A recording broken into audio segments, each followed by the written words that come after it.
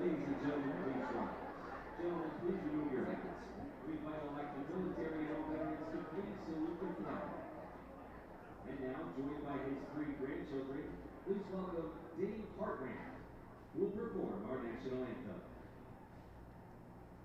Oh, say, can you see by the dawn's early light what so proudly we hailed at the twilight's last gleaming, whose broad stripes and bright stars through the perilous fight, all the ramparts we watched were so gallantly streaming, and the rocket's red glare, the bombs bursting in air, gave proof through the night that our flag was still there.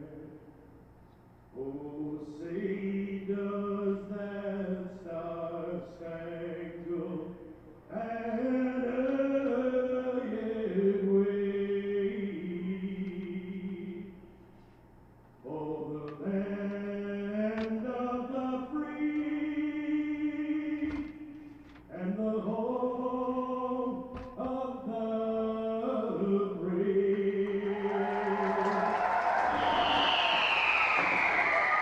Ladies and gentlemen, that's Dave Hartranft, joined by his 3 grandchildren. We're bringing fireworks in commemoration of International Fireworks. National Fireworks, the official fireworks provider of the Fightin film. Please welcome the Boy Scouts of America, Hawk Mountain Council Troop number 155. The Boy Scouts of Well, a great day for baseball here in Reading, Pennsylvania, as we get ready to start game number 2 of the 6-game set against the Somerset Patriots. Yesterday was a wild one, went into the 10th inning, and ultimately it was the Somerset Patriots who took the win 5-4 over the Reading Fightin' Phils. But a hard-fought battle, the two teams back and forth. Logan Landon tying it up in the bottom of the 9th inning with an RBI double, sending the game into extras, knotted up at 4. Unfortunately for the Fightin' Phils, the placed runner was able to score for the Patriots. Then in the bottom half of the 10th, they had the bases loaded with nobody out, but just were unable to get a runner across the plate. But don't worry, there's always another baseball game. So today, there'll be game number 2 against the Somerset Patriots. In the entire season, they are 2-5 against Somerset, winning 2 at TD Bank Ballpark when the team played in Somerset, New Jersey. But the game tonight getting underway as Jack Perkins out on the mound, throwing some warm-up pitches, getting ready. Perkins is 2-1 in the season for Reading, although the team is 4-3 when he is on the mound, a 3.56 ERA in 8 games that he has started, 43 innings of work and 35 strikeouts for the righty starter. Usually get at least 5 or 6 innings out of him in his last outing, 6 innings of work, 5 hits, 2 runs, only one of them earned, and he struck out 5 batters. That was against the New Hampshire Fisher Cats. And aloha to you all here on Jimmy Buffett Parrot Head night at FirstEnergy Stadium as Jack Perkins steps on to the third base side of the rubber. It's going to be Brandon Lockridge who starts things off. Once again, the leadoff guy yesterday. And Perkins' first pitch, a called strike, coming in at 7:07 p.m. here in Reading, Pennsylvania. It is Steve Hodgins calling the balls and strikes behind the dish today as Perkins, working quickly, gets a foul ball out of Lockridge. He's down 0-2. Over at first, shifting is going to be Gilreath, the outs at first, and then over to third, Dane Ponsack, the crew chief, will man the hot corner. Perkins comes home once again. Lockridge, a liner, to the left field wall. It's going to bounce off, misplayed by Landon as it rolls into left, but Lockridge is going to stop at second. A leadoff double for the Patriots. Nobody out here in the top of the first. A nice day here in Reading, actually a beautiful day, 83 degrees and clear, not a cloud in the sky, and a slight breeze, 5 miles an hour right now, right to left, but we'll see that varying and if not settling down completely like it did last night. Backing up, Jack Perkins in the field today. Obviously, Logan Landon out in left, Matt Kroon in center, and Josh Steven playing over in right.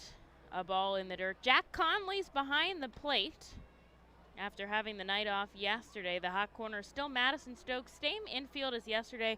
It'll go Stokes, Stott, Gamboa, and Miller left to right. Yesterday was Gamboa's first start at second base. Looked pretty solid over there. And going the opposite way, Peraza, but Josh Steven able to make the catch. Tagging to third is Lockridge, and he'll be there in time, but now 1 out on the board.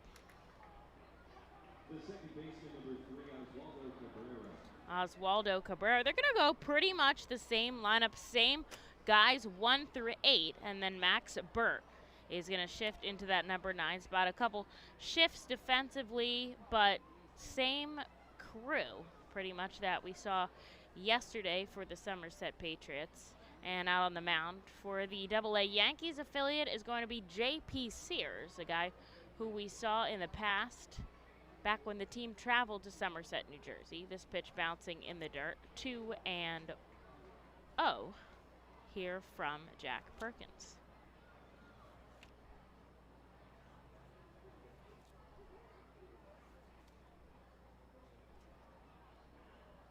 The righty sends one home. It's downstairs, and 3 straight balls right now. Reading's infield is in. They're going to try to preserve a run early here. Would rather get a play at home than anything else if possible. Of course, don't want to start off behind. Yesterday they led, but in a back and forth contest, they ended up taking the loss. Perkins a 3.60 ERA in the first inning.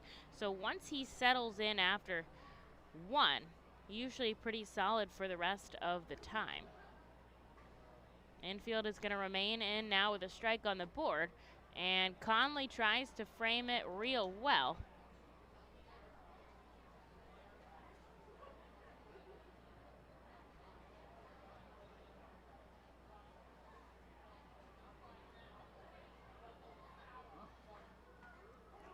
And outside ball 4 is going to send Oswaldo Cabrera to first, and now there's runners on the corners with just 1 away, but a perfect spot for a double play ball for Jack Perkins. Induced 6 groundouts and 1 double play in his last appearance against the Fisher Cats, but often does see a lot of ground balls.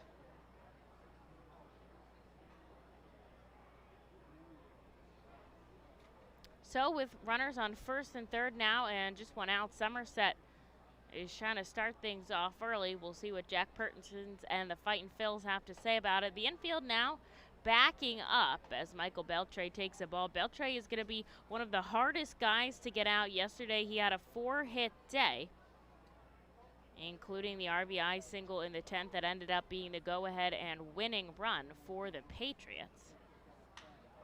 And this one lined out to right, coming in is Steven. Here's the play at the plate to Conley. It bounces up, and coming home is Lockridge safely. So Somerset takes a 1-0 lead off a sacrifice fly from Michael Beltre. And they're ahead now with 2 outs. Here's Dermis Garcia.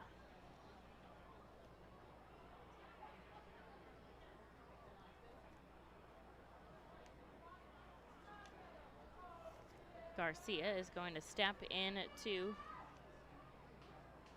the righty batter's box.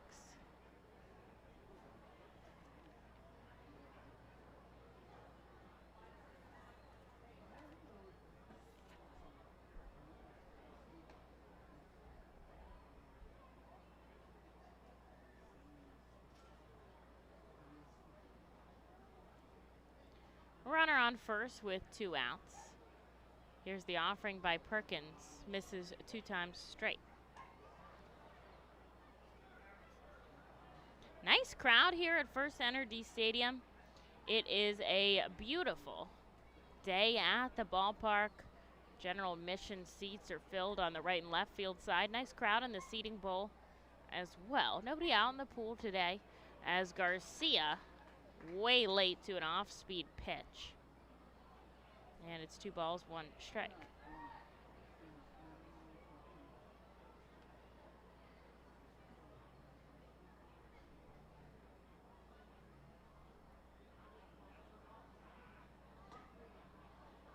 This pitch misses outside, and Perkins is behind a 3-1.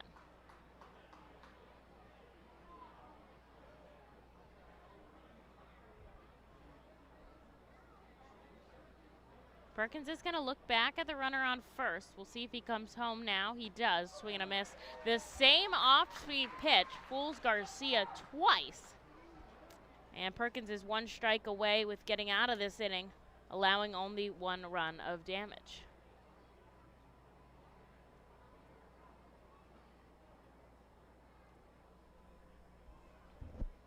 Here he comes home again. The full count pitch is just inside, and going was Cabrera, but it doesn't matter because Garcia reaches on a walk now, much to the dismay of the crowd. Not too happy with that call, and now we'll see a visit from the pitching coach, Brad Bergeson. Jogs out to the mound.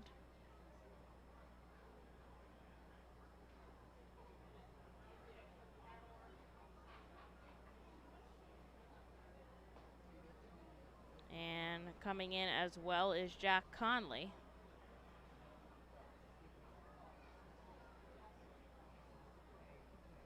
It'll be Jason Lopez, the catcher, who is going to be up next with a runner on first and second. 1 run has already scored for the Patriots here in the top of the first.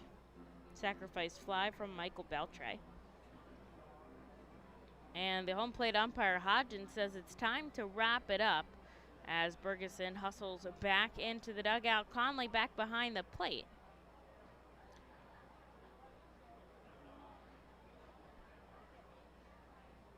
Archimedes Gamboa is the man holding on Cabrera at second. A lot of hefty base runners for the Patriots. You're going to see a lot of guys swiping bags, hustling for extra bases with hit balls as the first offering comes in to Jason Lopez, a called strike.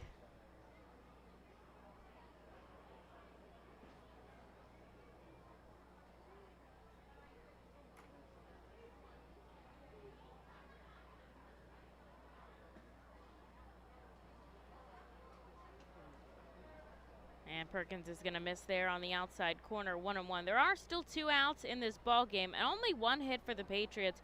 2 free passes issued by Perkins is really what has tied him up so far. And the lights are on here at FirstEnergy Stadium as clouds start to, or shadows I should say, start to infiltrate the ballpark. And a called strike will once again put Perkins within 1 offering away from getting out of this half inning. Wind blowing a little bit in from center field now. Perkins looks at the runner on second. He'll come home, and it's a foul ball.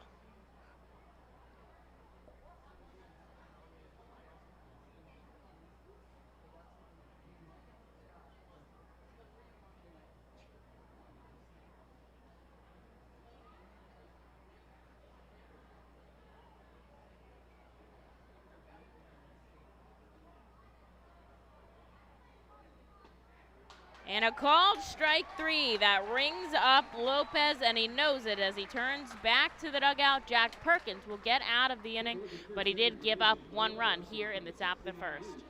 The Reading Fightin' birthday party package is the best way to celebrate a birthday. Whether you are a youngster or an adult, there is no better birthday than a Fightin's birthday. The Fightin's Fan Birthday Package is customizable for fans of any age and starts at just $120. Base packages include 10 general admissions tickets to a Fightin's home game, an autographed baseball, and a VIP reserved parking spot. Fans can also add a wide variety of experiences and options to make sure your favorite Fightin fan's birthday is a grand slam.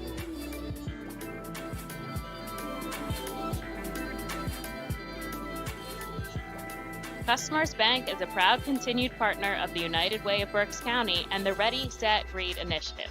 Ready, Set, Read programs focus on improving literacy skills for children from birth through 3rd grade. The Fundamentals of Reading are a community-wide initiative that brings together schools, businesses, organizations, and individuals throughout our area to improve early grade reading success. Customers Bank and the United Way of Berks County are committed to reading success and urge you and your business to support this worthwhile initiative. For more information on Ready, Set, Read and how you can become involved, please visit readysetreadberks.org. And thank you, Customers Bank, for your continued support.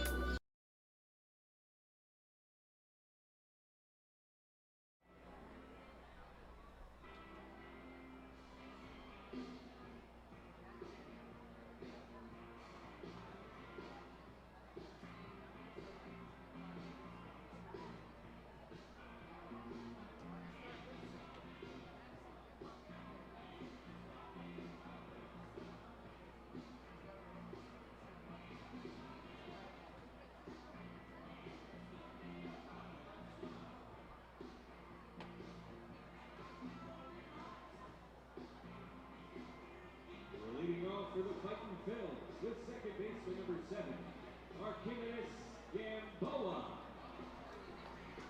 Well, into the bottom of the first, the Fightin Phils will go trailing by the run, but this is their first opportunity to bat today, and of course Archimedes Gamboa is going to lead us off. He's really slid in nicely with the promotion of Daniel Brito up to AAA. They've really taken to Gamboa as the leadoff bat. And he'll head up to face J.P. Sears. Now, the Fightins have seen Sears twice before. Back when they played at Somerset, he started one game, 5 innings of work, 3 hits, and 1 run, but it wasn't earned. Struck out 10 Fightin Phils batters. That was back on June 1st. And he also came in relief once as a part of kind of a piggyback, just 1 inning of work. Nothing across but 1 walk, only pitched 16 innings later in the series, but has really been used mainly as a starter as of late. Gamboa goes the other way, chasing it over is Beltre on the run, and he doesn't make the catch as it bops over the wall. It'll be a ground rule double for Archimedes Gamboa as he's forced to hold up at second base. And he might have gotten more if that had stayed in the field to play a tough corner over there in FirstEnergy Stadium. But Archimedes Gamboa does the same thing that the Somerset Patriots do and leads things off with a double. Now Reading only trails by 1 here in the bottom of the first. And they'll have some traffic on the base pass to start things off against Sears. Now he only gave up 5 hits his last start against Reading, and so we'll have to see how he fares. 1 already here in the bottom of the first. Josh Stevens sliding into the number 2 spot today. He fouls the first pitch he sees back, and he's down 0-1. Reading in their home pinstripe uniforms today. They've got the red ball cap with the F-Fist logo on the front, and the Somerset Patriots rode gray pants and navy tops that say Somerset across the front, navy hats with a red brim as well. Beautiful day here in Reading as the sun begins to set. Mid-80s, but cooler than we saw yesterday with the high 90s. Here in Reading, Pennsylvania.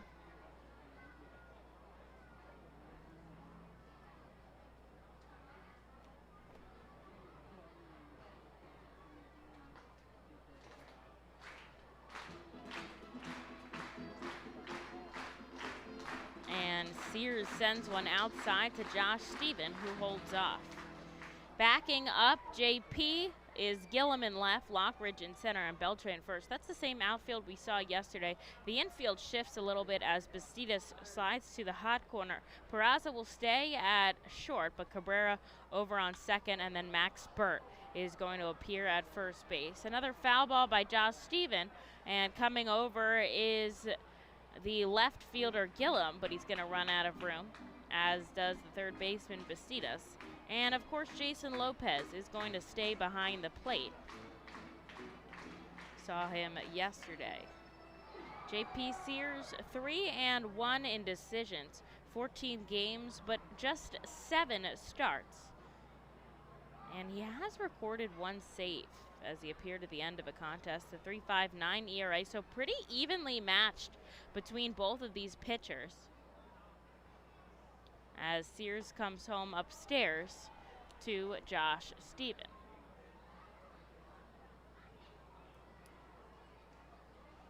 Perkins was added on June 11th from Jersey Shore, so right after the Somerset series. So this is the first time he's seeing any of these batters.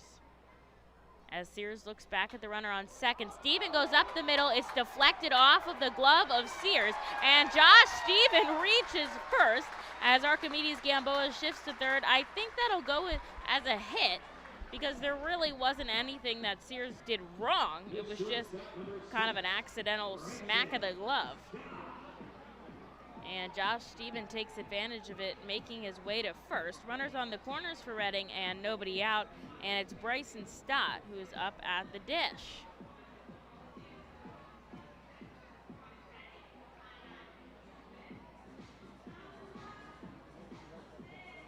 And it is going to be a single for Josh Stephen. So back-to-back hits for the Fightin' Phils and Bryson Stott. Stepping up to the lefty batter's box to face the lefty Sears with 2 on and nobody out. Called strike.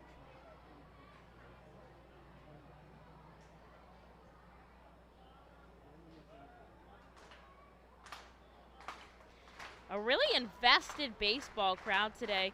Sometimes when you get a big crowd, a lot of the people are just there for either the promotion or for the social aspect, but everyone here is really in this game as the Fightins have an opportunity. A throw down to third from Lopez behind the plate, but it's not in time, and that was a ball to Stott, so it's 1-1 as Gamboa slides back easily.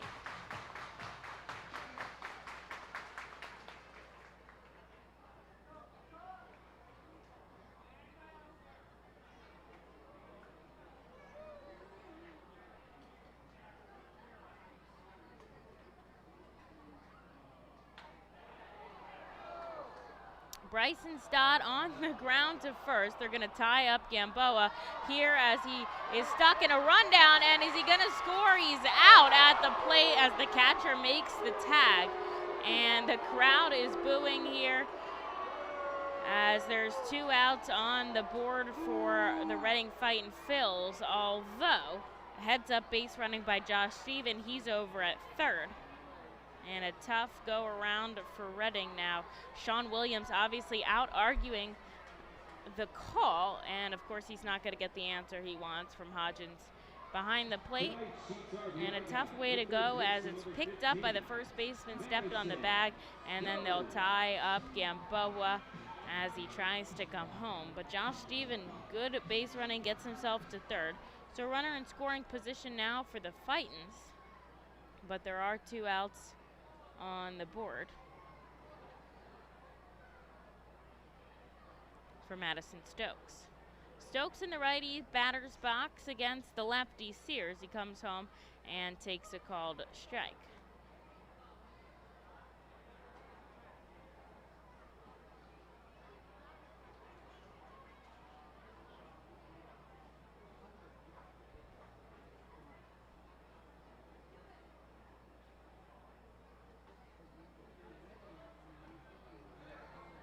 .94 off the hands of Sears, and Stokes is down 0-2.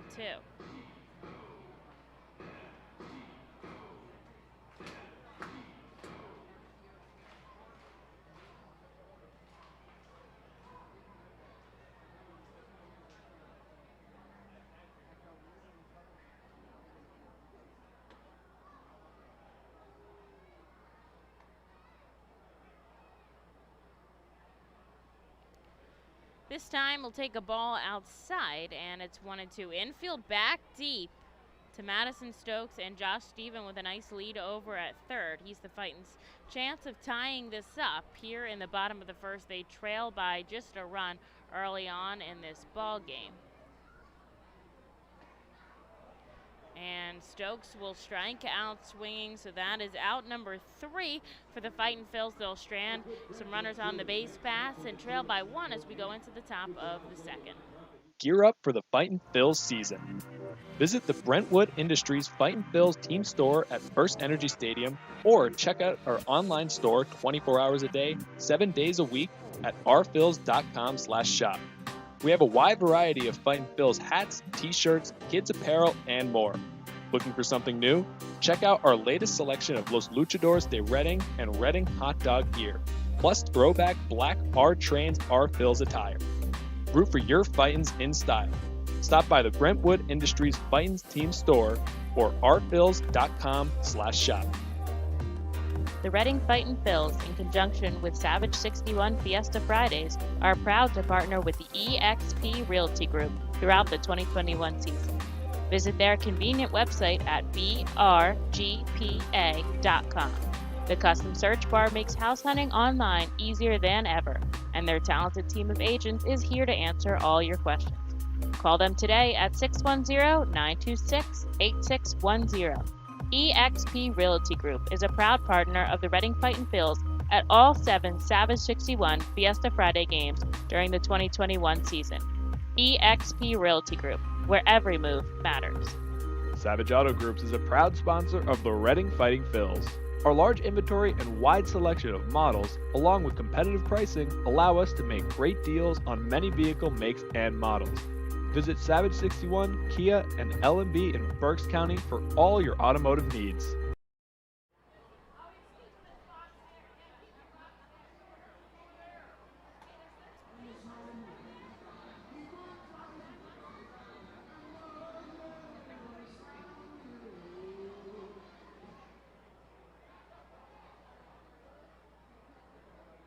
Now batting for the Patriots, the left fielder number 24, Isaiah Gilliam.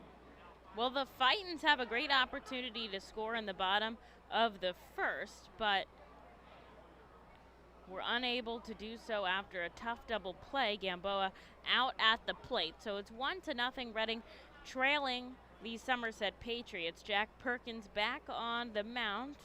Had some stress out on the base pass in the first.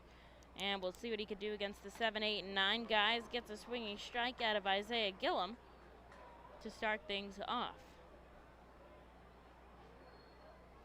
Tonight's Fan Zone team leaders presented by Joanna Arias at North Point Bank.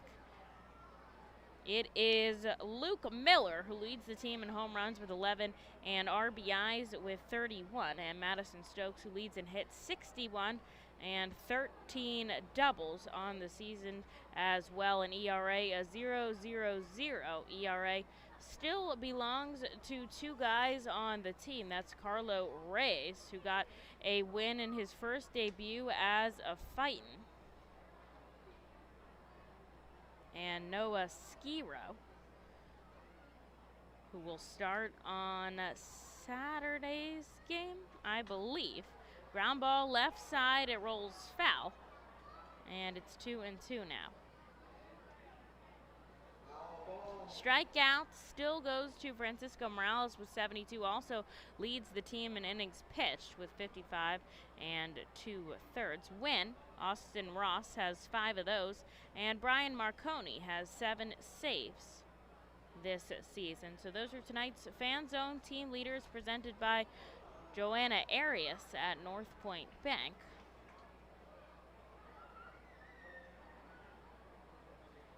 Infield back deep as Gilliam fouls off another one back into the net behind home plate. And it's still 2-2 here. And he'll strike out swinging as Jack Perkins picks up his second strikeout of the day against the Somerset Patriots. Out number 1 for Reading here in the top of the second. And it is the number 8 hitter, Jesus Bastistas.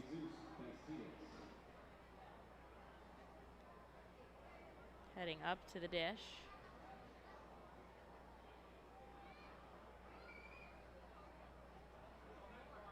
Coming home, Perkins ground ball, slow rolling, and he bounces it off his foot. So it's going to be a dead ball. And he's hobbling around, trying to walk it off.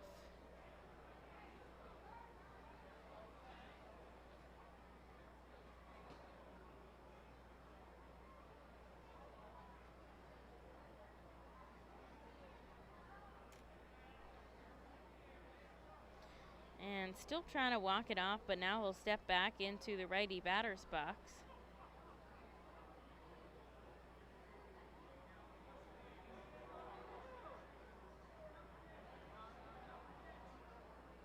And Perkins comes home. This one misses a little bit low. It is 1-1. No roster moves today for either teams. The Phillies were in talks for Tyler Anderson, but that ended up falling through. They're trying to acquire another starter or at least some bullpen help. So we'll keep you updated as the trade deadline is impending at the end of the month. Pastitas fouls one back, and it's 2-2.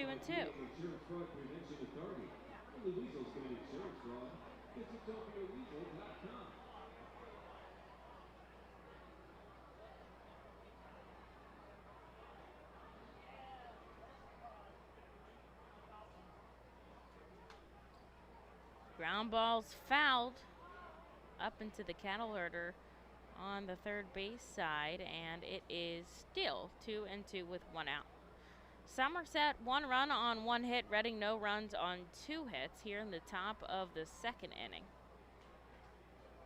And Perkins comes home and just misses on the outside corner. A full count now to Jesus Bastidas. Bastidas yesterday 1-for-4 with a double and a run scored to his name. The righty kicks and fires home, and it's downstairs.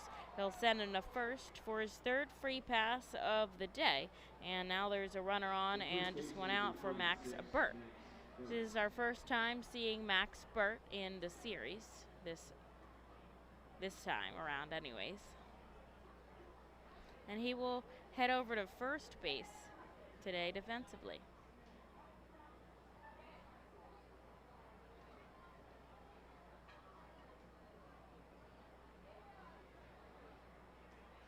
Perkins comes home. And a called strike to the number 9 hitter, Burt. Batting .223 on the season, 29 hits. 10 of those for extra bases. Perkins will turn his body around and look at Bastidas on first. Now he's going to come home, swing and a miss on an off-speed pitch. He gets Burt down 0-2.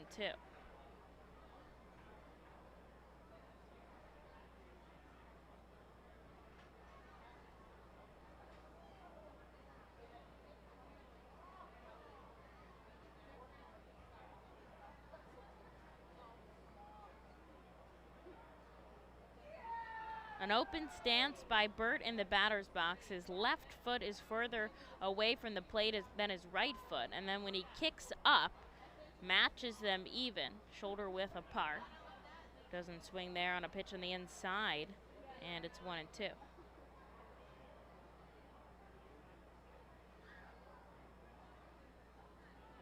Runner on first and 1 away. Perkins is going to check on him. But Bastidas able to get back quickly. And nothing across.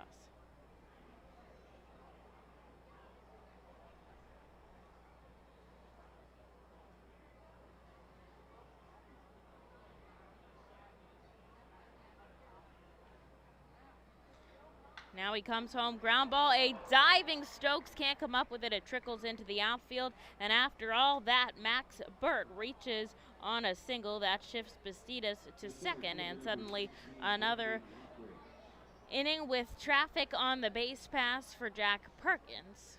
2 runners on and just 1 away, back to the top of the order with Brandon Lockridge, who led things off with a double and scored a run.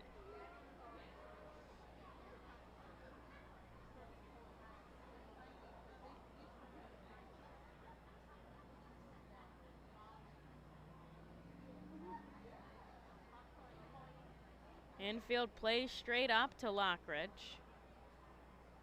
Moves his batting average to .309 on the season. 17 hits in AA ball. And he'll take a ball on the outside.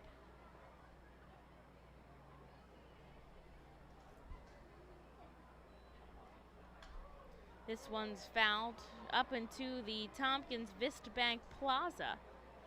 And it's 1-1. That foul ball was presented by Pennsylvania Insurance Fraud Prevention Authority. Only weasels commit insurance fraud. Visit don'tbeaweasel.com today. Poked into shallow right field. Charging is Josh Stephen, and because he's running in with the catch, Bastidas is not going to tag in advance from second. A beautiful play made in right field by Stephen. I think running in as harshly as he did, so he paused as he saw the ball come in and then ran in while catching it, so his momentum was going forward, charging back towards the infield, and Bastidas saw that, so waited at second. And so the runners will stay at first and second now with 2 outs for Oswaldo Peraza.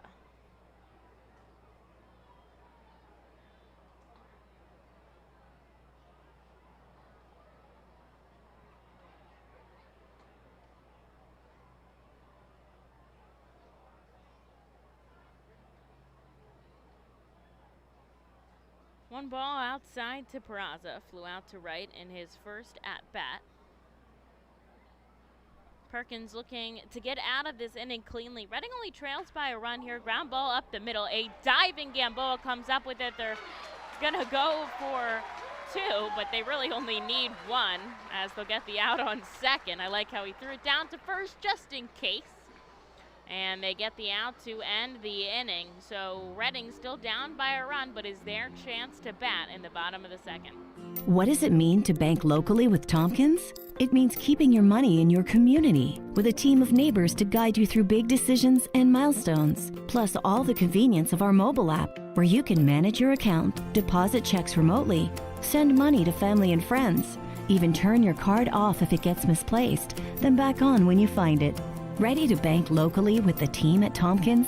Visit Tompkins Vistbank online or at a branch to get started. Member FDIC, Equal Housing Lender.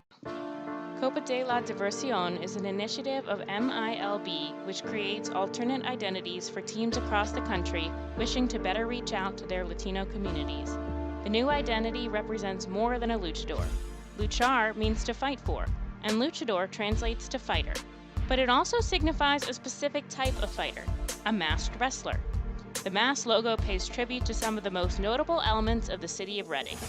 Embodied in the luchador's masks is Reading's pagoda, surrounded by 23 sun rays representing the Latin American countries and Puerto Rico. Down the bridge of the nose is Reading's fire tower. Home plate serves as a luchador's mouth, with FirstEnergy Stadium's facade creating the upper lip.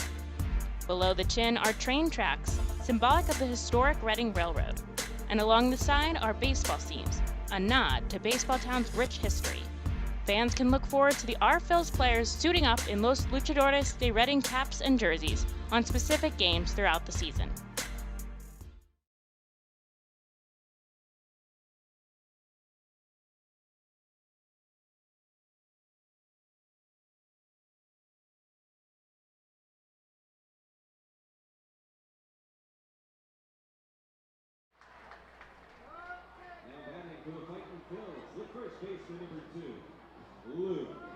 Luke Miller is going to lead us off here in the bottom of the second. Reading trails by just 1 run. And Perkins, though, did have some traffic on the base pass, but got out of the inning cleanly. And sending his team back up to bat here. They'll try to give him some run support in the bottom of the second inning.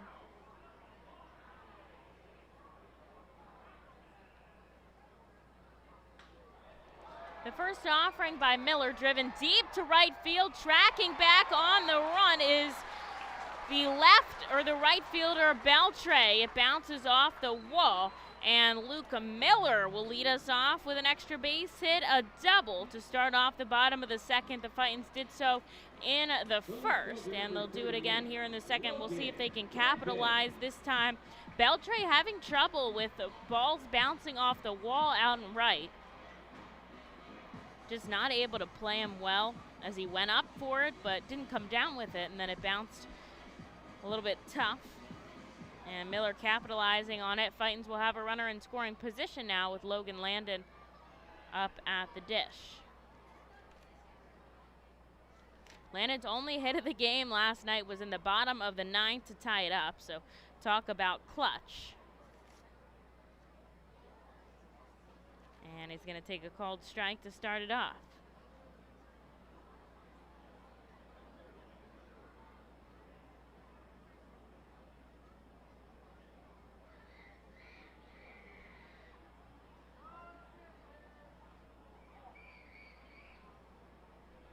The righty steps into the batter's box now with a runner on second.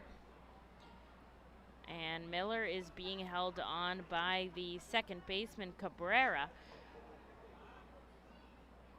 This time, Sears comes home upstairs, and the count evens 1-1.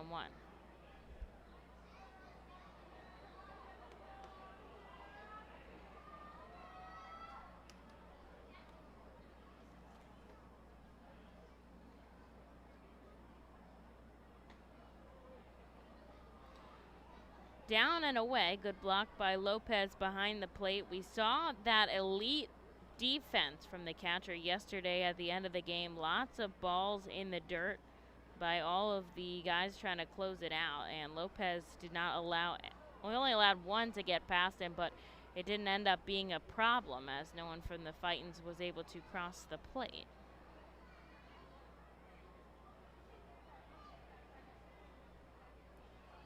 Two balls, one strike here to Logan Landon with the runner on second. Ground ball left side, a diving. Bastidas bounces out of his glove, and Logan Landon hustling down the line to first. The third is not even a throw. Bastidas kind of eats it there. He dove for it, was able to stop it from getting into the outfield. And it was picked up by the shortstop, Peraza, behind him. I think they'll go with a hit on that, but we'll have to see. Tough play for the third baseman either way, and Reading once again takes advantage of it. So once again, they have a runner on second and first with nobody out. Last time they weren't able to score a run. We'll see if they're able to do it this time. As Jack Conley heads up to the plate, he's tonight's catcher. He'll show signs of bunt, but pull back either way. It is a called strike.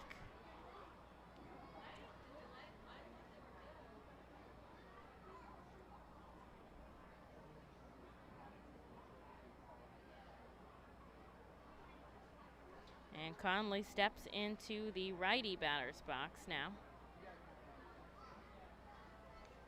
Looks back at the runner as Sears. Now he's going to go home. Once again, Conley shows signs of bunt, but this time it's a ball, so the count evens at 1. Good opportunity for Conley to just put the ball in play here and advance the runners. Just do the best he can to put two of them in scoring position instead. And he'll show signs of bunt now before the pitch is even thrown with two runners on. He'll take another ball. It's 2-1.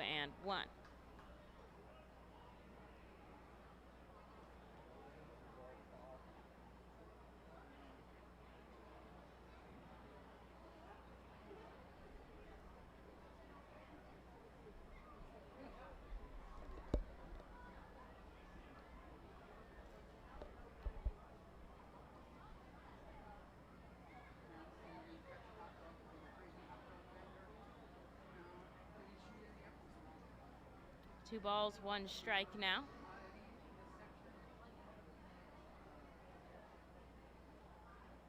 And Conley takes a called strike on the inside corner. It evens 2. Did not show signs of bunt there. And now with 2 strikes, don't imagine that he'll try to lay anything down.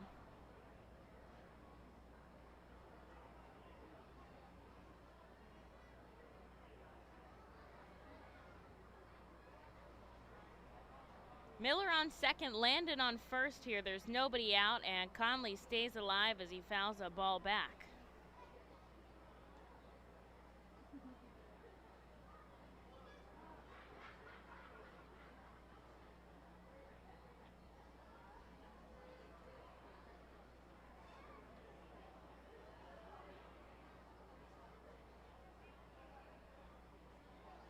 Infield back deep here to Jack Conley.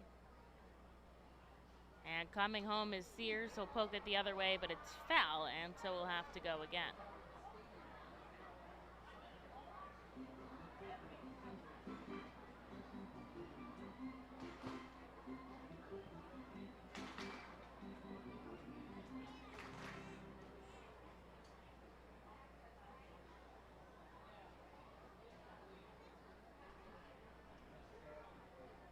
Two runners on, nobody out for Reading. Here's the 2-2, and Jack Conley swings on a pitch that sends him to his knees. That's out number one, and the second strikeout pickup for Sears. Here's Colby Fitch now, the designated hitter.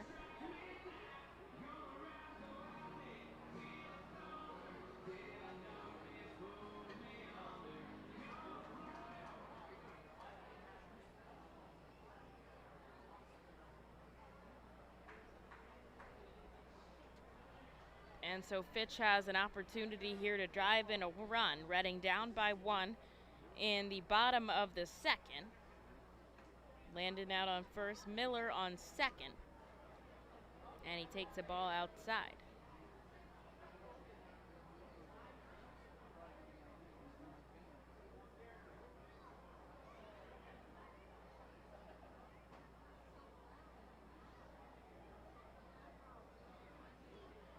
Outside, Lopez, good stop in the dirt there.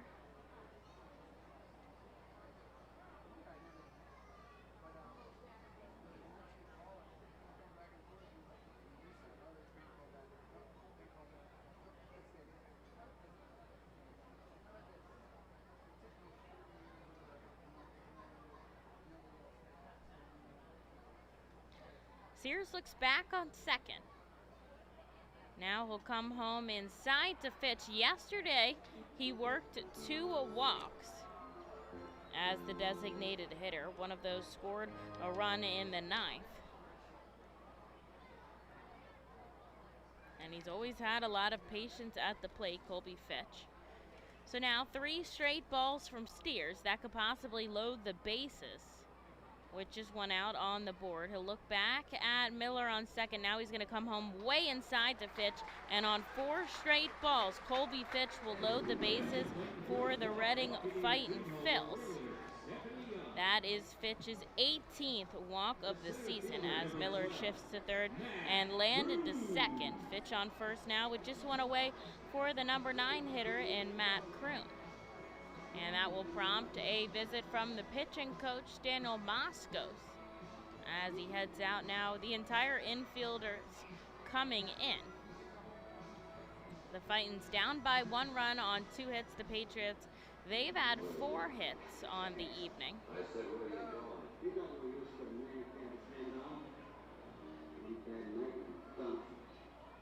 And Reading would love to tie things up here early and potentially take the lead. Yesterday we saw a lot of back and forth between both teams, with Reading striking first. Today the Patriots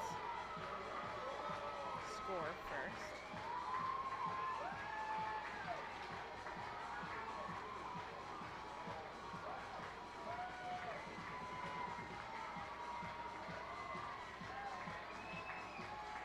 And now heading back into the dugout is Moscos. The infield returns, and grabbing the rosin bag is J.P. Sears, his first time in trouble in tonight's game.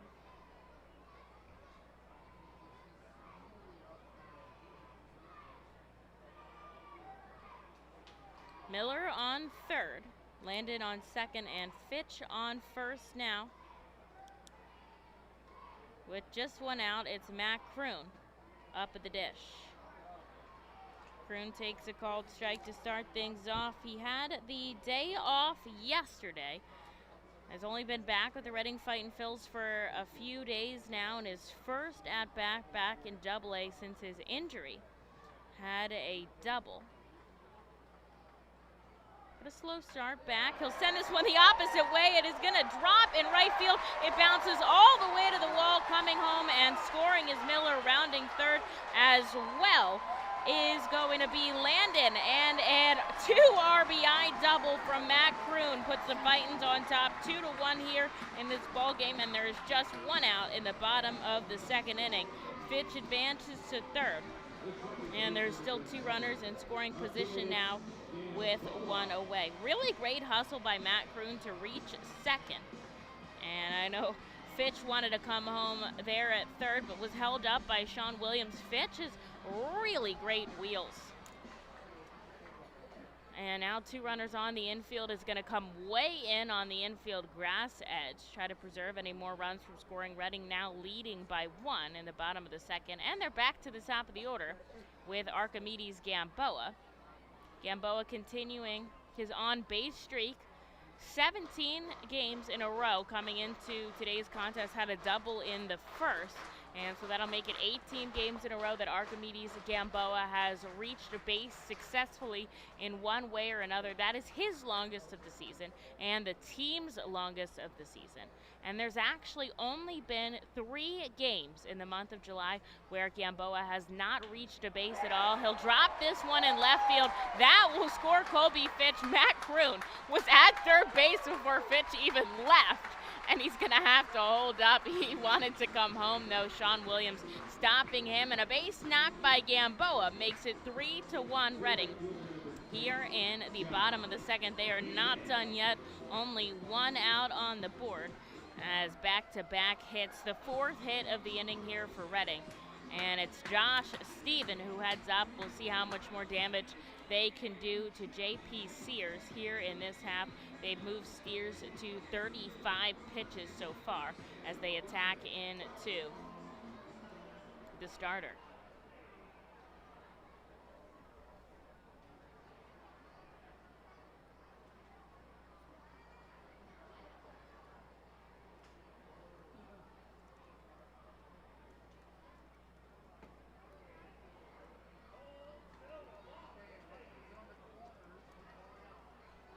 Runners on the corners and just 1 away for the Fightins now.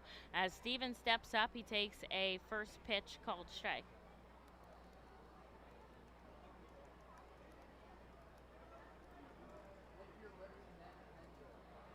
Going to second is Gamboa, and no throw by the catcher as he swipes his 6th base of the season. The team high for the Fightins. Gamboa gets himself into scoring position now. And there are 2 in scoring position here for Josh Stephen, and just 1 away in the inning.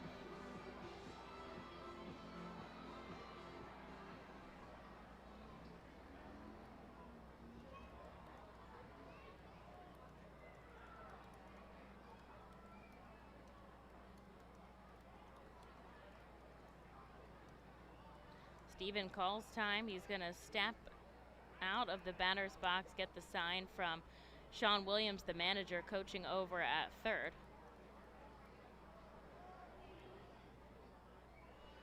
And with 2 in scoring position, a 1-1 count to Stephen. He'll pop it foul, and the count moves to 1-2.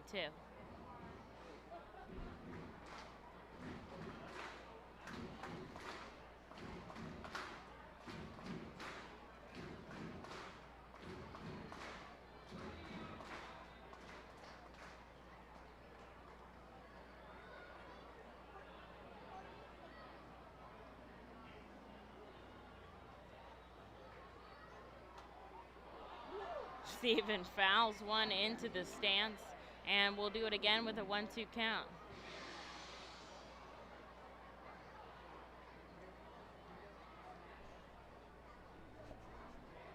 Infield way in now. They're still trying to preserve any more runs from scoring. Reading has a 3-1 lead over the Patriots here in the bottom of the second, and they're not done yet. Just 1 out on the board outside to Stephen. Good stop by Lopez, makes the count 2-2.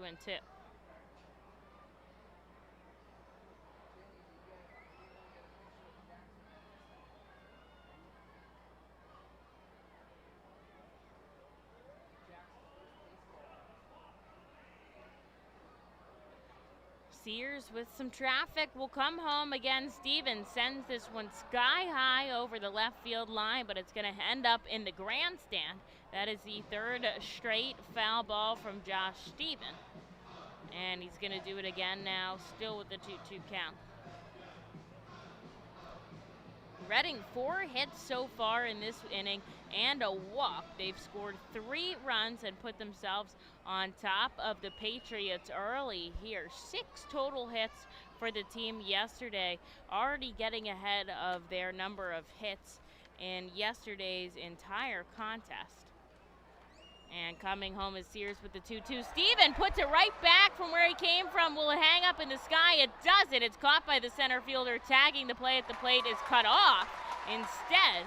And so scoring is Matt Kroon. The Fightins a 4-run lead, 4 runs in this half inning, a 3-run lead off the sacrifice fly by Josh Stevens. And Gamboa stays on second. It is Bryson Stott. Only Stott and Madison Stokes have not batted in this half inning, and just the 2 of them and Jack Conley are the only Fightins in the starting 9 not to have touched first so far.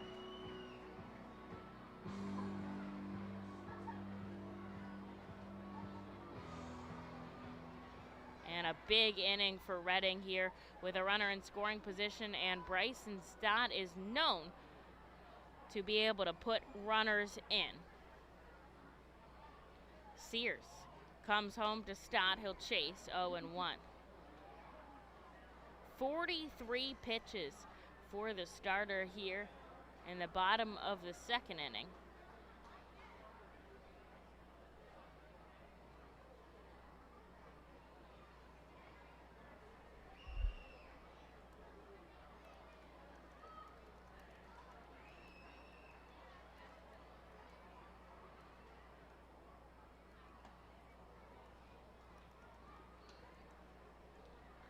This time we'll take a pitch outside. And it's 1-1.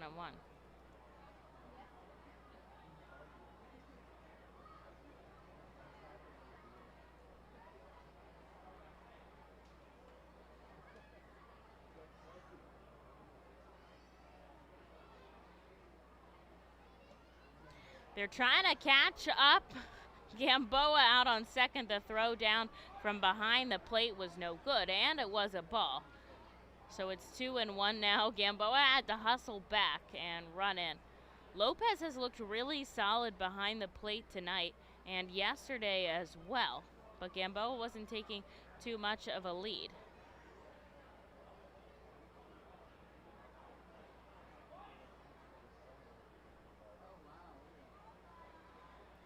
Coming home is Sears to Stott outside once again. 3 straight balls now from the starter as Bryson Stott's patience at the plate is ever showing.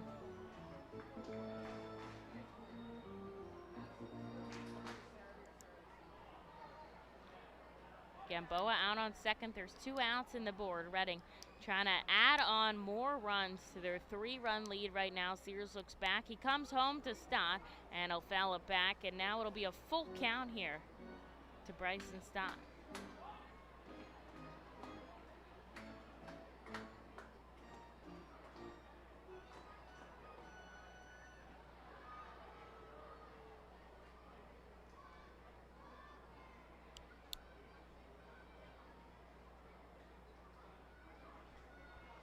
And the Twitter people are reporting that the Yankees are finalizing a deal to acquire outfielder Joey Gallo from the Texas Rangers. Not sure what they're going to give up to get Gallo. Coming home is Sears, and Bryson Stott will strike out swinging to end the inning. But Reading, 4 runs on 4 hits. They lead by 3 as we go into the third. A heck of an inning to give Jack Perkins some run support here in this ball game. Spend some quality time with the family by taking them out to a ball game every Sunday home game at FirstEnergy Stadium. Sundays are Burke's Packing Sunday Family Fun Days, presented by Classic Harley-Davidson. Get 4 tickets, 4 hot dogs, and 4 sodas for only $50 when purchased in advance. Burke's Packing is a family-owned and operated meat processor located here in Reading, specializing in hot dogs, ham, specialty meats, and more. Join us for Berks Packing Sunday Family Fun Days at Sunday home games all season long here at FirstEnergy Stadium. The Fightins feature special post-game concerts throughout the entire season with more live music than anywhere else in Berks County. Each post-game concert features $1 off St. Boniface Brewing and live music on the T-Mobile stage. That's post-game concerts thanks to St. Boniface Brewing. From the cleanup position, there's no one better in the field than J.P. Mascaro & Son. Trust the familiar Mascaro Blue Elephant to provide dependable, quality service for your home or business. Make our team your team, whether in a pinch or for the long haul. Like the Reading Fightin' Phils, we're the best in our field. We are hiring and have open positions in Berks County. Check our website for open positions at jpmascaro.com or call 1-888-MASCARO.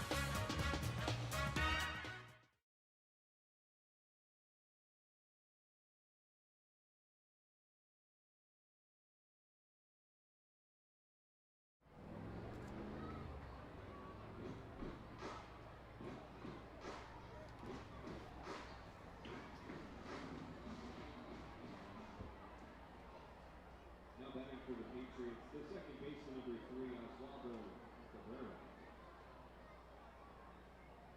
Well, Jack Perkins is going to come out with run support more than I originally thought, but it'll give him some buffer room, which is great, as Reading scores 4 runs on 4 hits in the bottom of the first.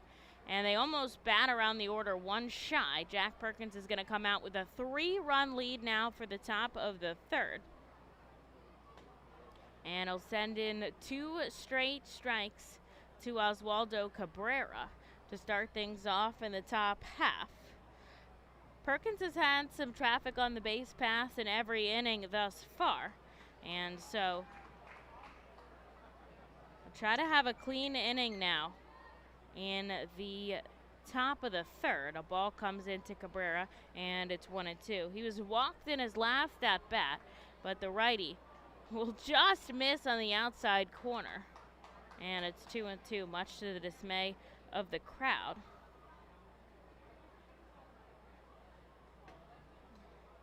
And once again, this time it's downstairs. So a full count here to Oswaldo Cabrera. We'll see who comes out on top this time. Last time it was Cabrera with the walk, but Perkins kicks and fires the payoff pitch. Ground ball up the left side, and miscommunication about who should get to it as Conley and Perkins go for it. And Conley has to dive to avoid smacking right into Perkins. So Cabrera is going to reach successfully on kind of a misunderstanding of whose ball that is. Slow roller up the left field line. It's going to be a base hit to Cabrera. But tough there for the Fightins as they allow a runner to reach now. And nobody out.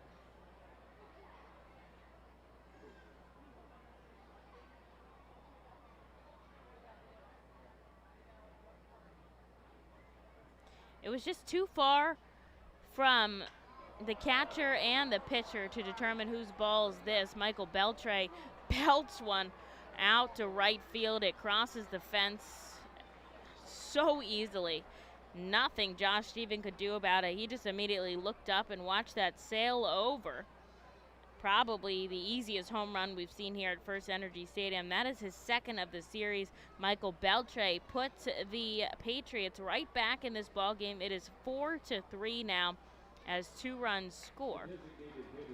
And there's still nobody out here in the top of the third. It'll be Dermis Garcia.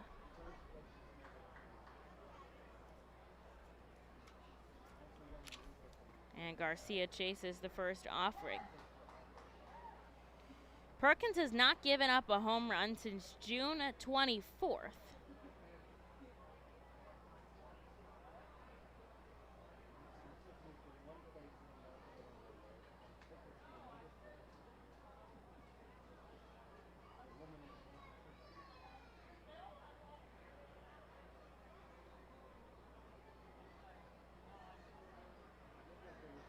And he'll kick and fire home to Garcia. Again, a called strike.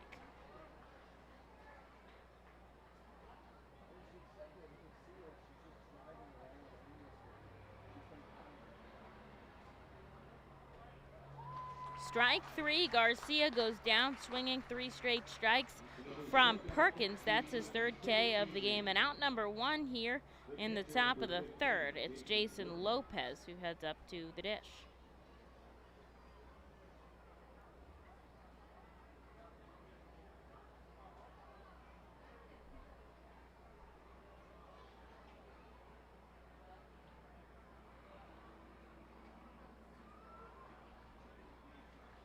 Lopez takes the first pitch strike, batting 198 here on the season, falling just under the Mendoza line with that K back in the 1st. And he'll take strike number 2 here on the outside corner. An off-speed pitch by Perkins, and he's down 0-2 now. The Philadelphia Eagles are back in action. They hosted their first training camp practice today. Nice to see other sports starting to pick up, but this is baseball season here for the next few months, the only sport going on right now. Of course, you know, the Olympics are fun to watch as well. This one a little too far inside to Lopez, 2-2.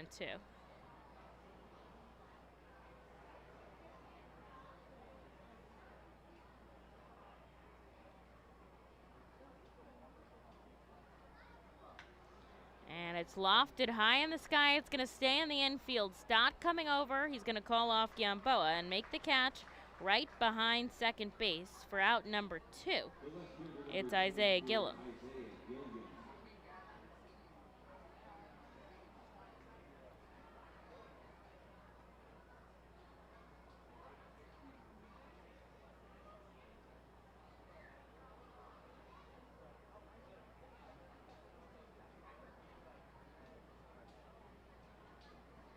Gillum stepping into that lefty batter's box to face the righty Perkins now.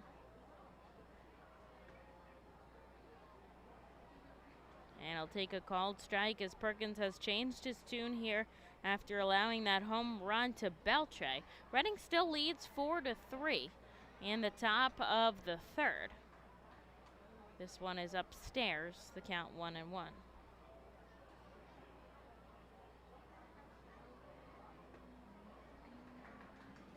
Called strike, and Perkins 1 strike away from getting out of this half inning, still keeping his team in the lead.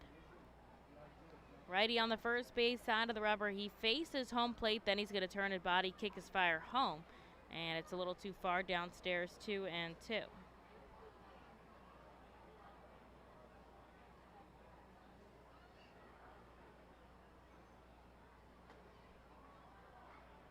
And inside, a full count here for Jack Perkins against Isaiah Gillum. Strikeout in his first time up. And the 3-2 cut on and missed. The tag by Jack Connolly will seal the deal. And that is out number 3 for Jack Perkins and the Fightin' Phils, but a 2-run shot from Michael Beltre makes this ball game a little bit closer. Reading still leads by 1, but it's their turn to bat in the bottom of the 3rd. From the cleanup position, there's no one better in the field than J.P. Mascaro & Son. Trust the familiar Mascaro Blue Elephant to provide dependable quality hauling, disposal, and recycling service for your home or business. Make our team your team, whether in a pinch or for the long haul. Like the Reading Fightin' Phils, we're the best in our field. We are hiring and have open positions in Berks County. Check our website for open positions at jpmascaro.com or call 1-888-MASCARO. Join us as we celebrate Reading's Hispanic and Latino culture during 7 Friday home games this season. The Savage 61's Fiesta Fridays, presented by Alex Batanzas of eXp Realty, Humane Pennsylvania, Supportive Concepts for Families, Children's Home of Reading, and Mao Beer. Fiesta Fridays feature special Los Luchadores de Reading uniforms, Hispanic and Latino food and music, and other cultural events throughout the ballpark. Get your tickets now by calling 610-370-BALL or visiting us at the Weidenhammer ticket office at FirstEnergy Stadium. Every time you grab an ice-cold 20-ounce Pepsi, you'll find a Pepsi emoji on the side of the bottle. So while the Pepsi delivers this, the Pepsi emoji delivers this. Ooh.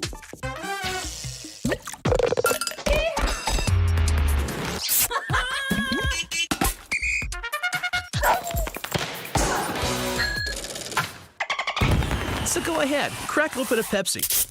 And tell the world how you feel and what you love with Pepsi emojis. Say it with Pepsi.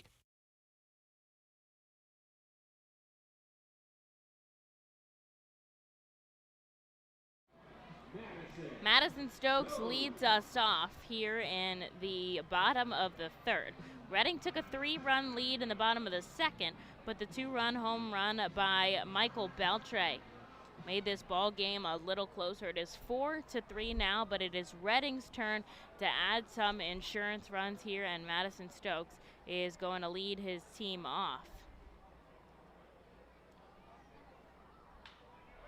And the first one up the middle, deep in the hole here, and the throw across to first as Burt is unable to hold on to it on first. Not sure if the throw from the second baseman Cabrera would have been in time either way. It was way out behind second base, and hustling down to first is Stokes. So we'll have to see how they record that for us.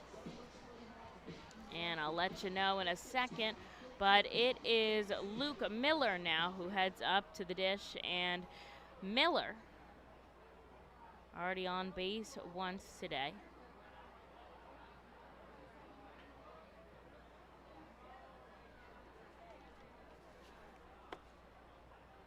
Steps up to the righty batter's box with nobody out. The first offering is upstairs. Miller a double back in the second. That really started off that whole inning for Reading. Scored a run as well, and that is a single to Madison Stokes. So he'll reach first successfully on a base knock. And he'll continue his ongoing on base streak. 7 games so far, so you can actually make that 8, I believe, for Madison Stokes. Just check my game notes real quick. 8-game on base streak. That is tied for his longest of the season, and 4-game hit streak as well. Luke Miller takes 2 straight balls, and he's ahead in the count now.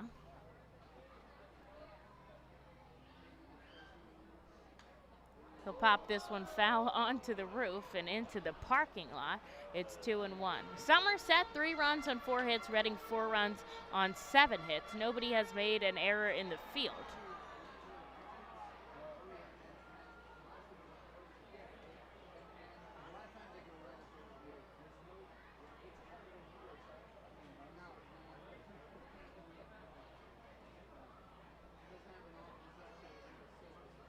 And Miller chases an off-speed pitch down to his knee. It is 2-2 here. We see a lot of times that Miller's off balance as he's trying to go after a slider down and away. And you can tell that he's trying to drive the ball deep. 2 balls, 2 strikes now, nobody out, and a runner on first for Reading. J.P. Sears looks over at first. Miller is going to call time, though, and take a step out. Got a chance to talk to him about his home run. He was really excited about it. Just knew he got all of it when he made contact yesterday. Sears looks over at first. Now he's going to come home. Miller sends it into the stands. And he'll keep his 2-2 count. A nice catch by a fan in the stands.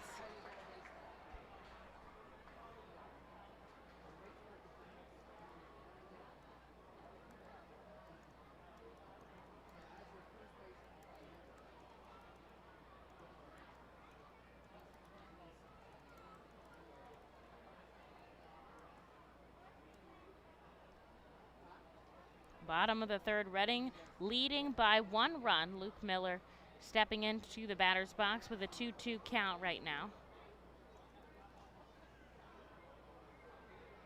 And Madison Stokes is over on first. Sears concerned with Miller. Here's the 2-2 inside. He thinks it's ball 3 as he argues with the home plate umpire, but sent back to the dugout on a called strike 3.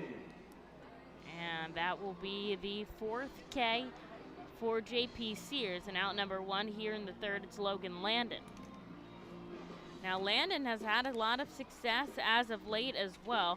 A 3-game hit streak for him. He had 2 hits on Sunday's game against the New Hampshire Fisher Cats, and then obviously yesterday his in the 9th as well. So he will look to continue that success. Today he extends it to 4 games with the base hit back in the 2nd and looks for another 2-hit day.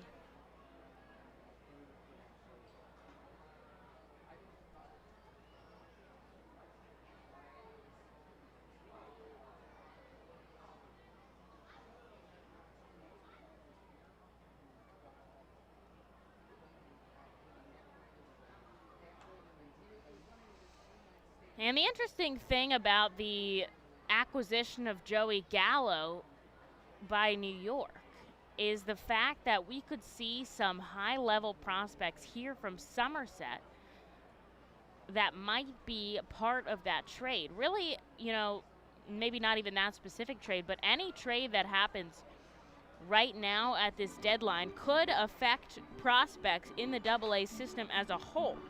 Not even just with, you know, Philadelphia and New York, but anyone in this league as well. Prospects could be dealt here as the trade deadline comes to a close, and you might see some additions and subtractions all around the AA Northeast League, and we'll have to see how that shakes up, as I think it's going to be a crazy next few days.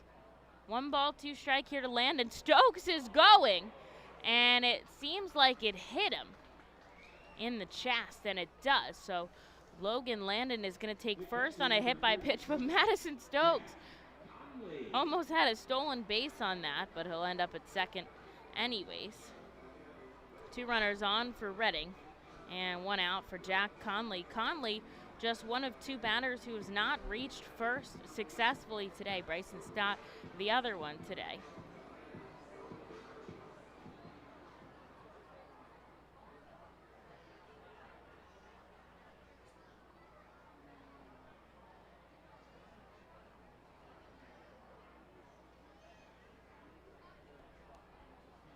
Two runners on, 1 out now. Jack Conley stepping into the righty batter's box. We saw him go for a bunt attempt last time. We'll see it possibly again. We don't, as he fouls this one back into the stands.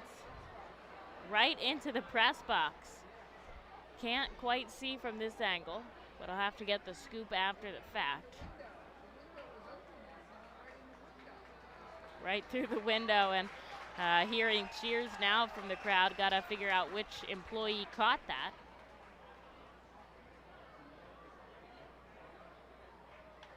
And Conley ropes one up the third base line, but it is just foul, and that pushes his count to 0-2. If he could right that just a few feet over, that'd be a perfect knock to score some runs here.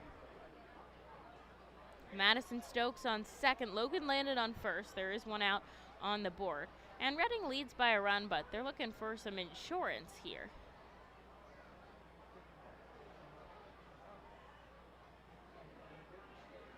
Looking back is Sears at second. We'll see if he comes home to the catcher. Now he does. And Landon fouls another one. This time the opposite way. It is 0-2.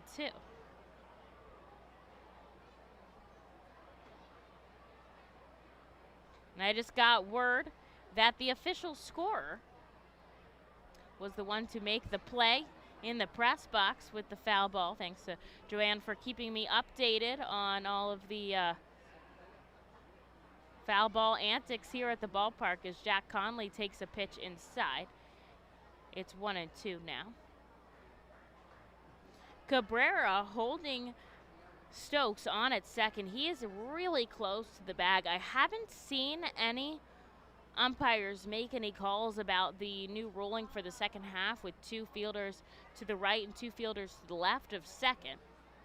As slowly Cabrera inches back, ground ball left side, but it rolls foul. Conley hustling down to first, but he's going to have to go back. And he'll keep his 1-2 count.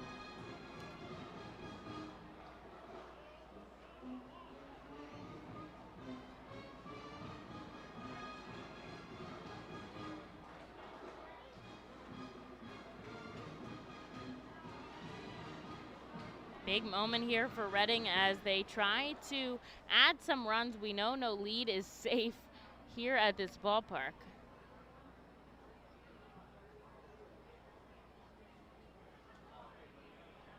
And Sears comes home once again. Connolly will strike out, swinging for the second time. Today he heads back to the dugout. And with 2 outs, here is Colby Fitch. He'll still have Stokes out on second and Landon on first. And his last time up, he walked and scored a run.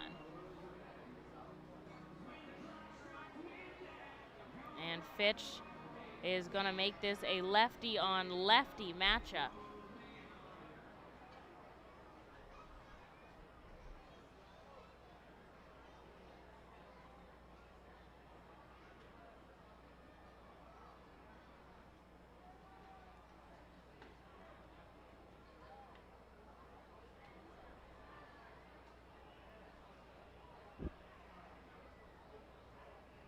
Fitch takes the ball outside.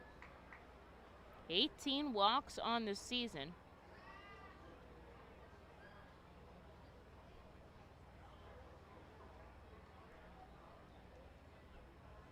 And Sears comes home, a called strike at the knees to Colby Fitch. 92 off the hands of J.P. Sears. That was his 68th pitch. He and Perkins are pretty even so far in this game. 68 for Perkins to get out of the top of the third, though Sears still has some work to do. 2 outs here in the bottom half, and Reading has 2 runners on with Colby Fitch at the plate, a swinging strike, and it's 1-2.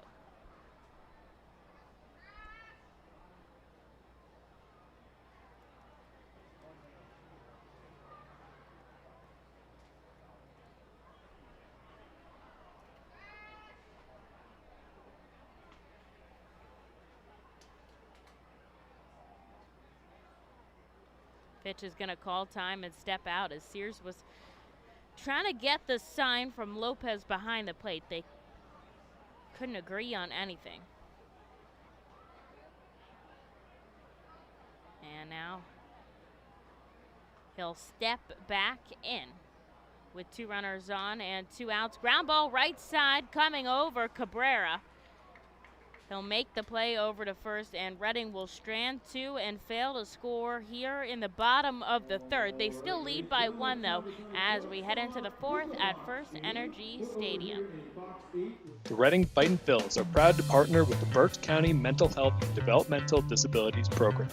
Together, we are striking out the stigma in order to raise community awareness about mental illness and the prevention of suicide.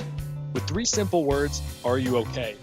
The hope is to begin a conversation to show Berks County that we care.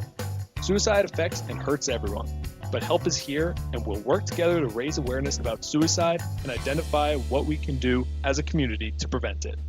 People in need of assistance and support should call Crisis Intervention at 610-236-0530. That's 610-236-0530. Cornwall Manor is an active senior living community on a 190-acre wooded campus in Cornwall, Lebanon County. The community offers independence and opportunities for wellness and fitness, as well as educational and musical programs, and the peace of mind of having convenient health care on site. Cornwall Manor offers a range of residential choices from apartments to homes. Prospective residents are welcome to visit us for lunch and have a chance to learn more about the community. More information is available online at cornwallmanor.org. Cornwall Manor, celebrating 70 years of senior living.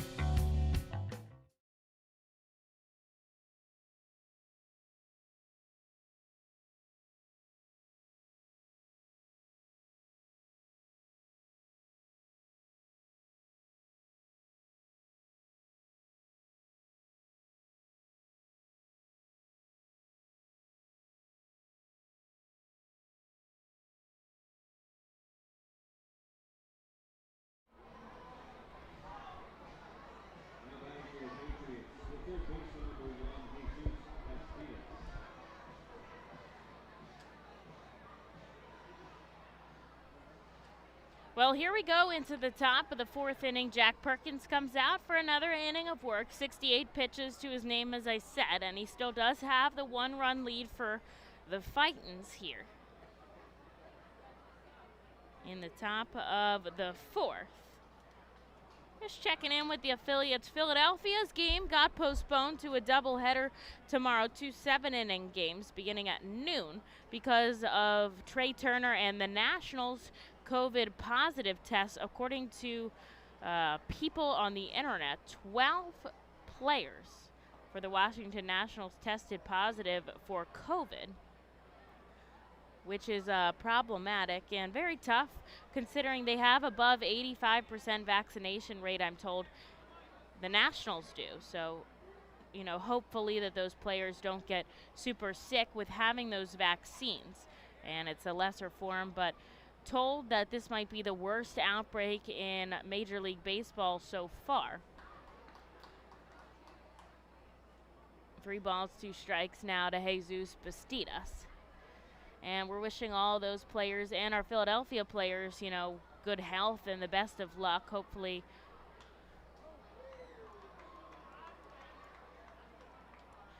you know, that resolves itself quickly and the game goes on as planned tomorrow.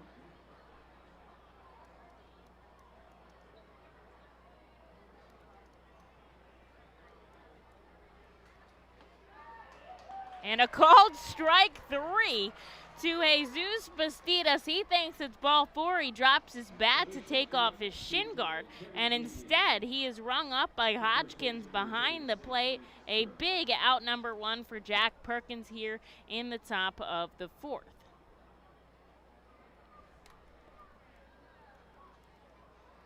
Max Burt, now the number 9 hitter, swings on the first pitch. A diving stop by Bryson Stott. A throw from his knee. And the number 2 defensive prospect for Philadelphia makes the play. Out number 2 on 1 pitch. A great throw from his knee. Bryson Stott at shortstop gets the job done. And we'll go back to the top of the order with Brandon Lockridge now and 2 outs.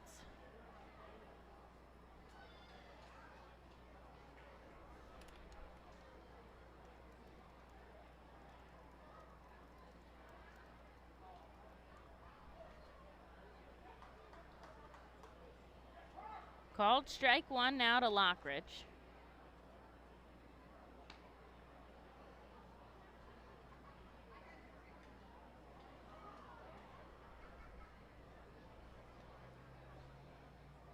One for 2 today with that double in the first, but he'll take strike 2 right now. Perkins looking for his first 1-2-3 inning and his first inning without a base runner. He'll come home, ground ball up the middle. Ranging over is Gamboa on the run, and it gets past the first baseman. It's going to be a base hit and a good backup by Jack Conley as the runner cannot advance. A tough play by Gamboa. Did the best he could with the jump throw behind second, and Lockridge is going to reach first, so Perkins will now have to work against Oswald Peraza.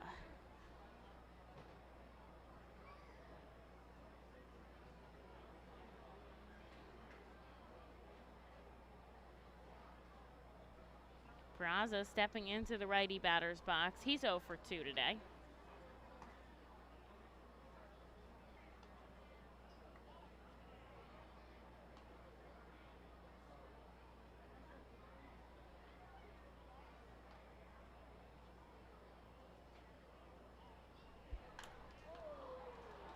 Pop up left side. It's outside of the field of play, but it's inside the stadium as ranging over Madison Stokes is able to make the play in foul territory and end the inning as the Patriots strand a base runner. Will go into the bottom half as Reading leads by a run.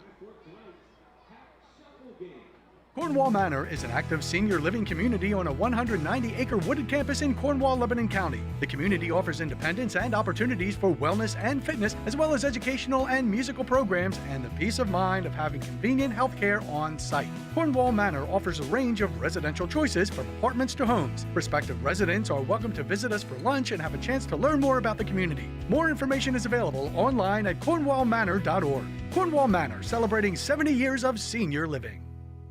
Feasers Incorporated, a family-owned full-line food service distributor located in central Pennsylvania, services restaurants, sporting facilities, theme amusement parks, healthcare facilities, educational facilities, and other institutions throughout Pennsylvania and the Mid-Atlantic region. For over 100 years, Feasers and its employees have committed themselves to making customer service their highest priority. Feasers works hard to provide customers with the products they require, delivered by their helpful fleet drivers. Feasers is large enough to serve and small enough to care. For more information, call 800-326-2828 or Feasers.com.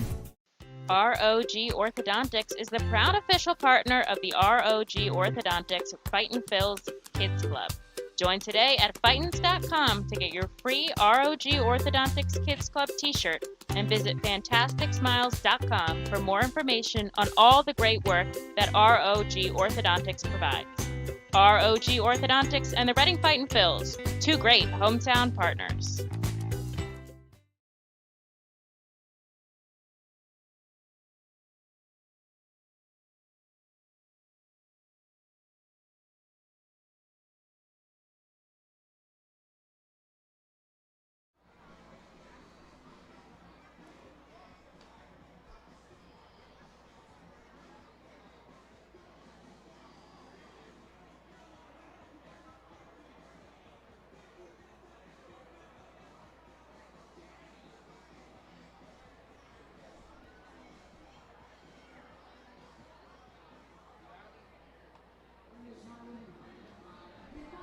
Well, a call to the Alvernia University Golden Wolves bullpen here for the bottom of the fourth. Reading still leading by 1, and J.P. Sears will hand the ball over to Sean Semple. Sears, 3 innings of work, 7 hits, 4 runs, 1 walk, and 5 strikeouts on a total of 69 pitches.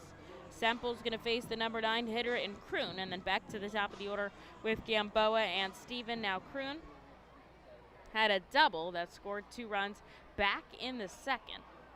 And he'll take a ball to start things off. Semple was supposed to be the starter in tomorrow's game, but was scratched for that, as Wisniewski and everybody else was shifted up today. So we knew he wasn't going to start tomorrow. Thought we might see him as a part of a piggyback. And now we see him here in the 4th inning. Kroon up at the plate with a 1-1 count. He'll chase strike 2, and it's 1-2.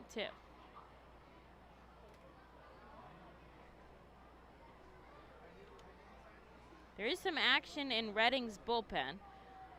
Not sure if we'll see Perkins coming out for another inning of work. Kroon fouls another one back, so it'll stay at 1-2. Perkins had 81 pitches to get out of 4, so that might be the end of his day.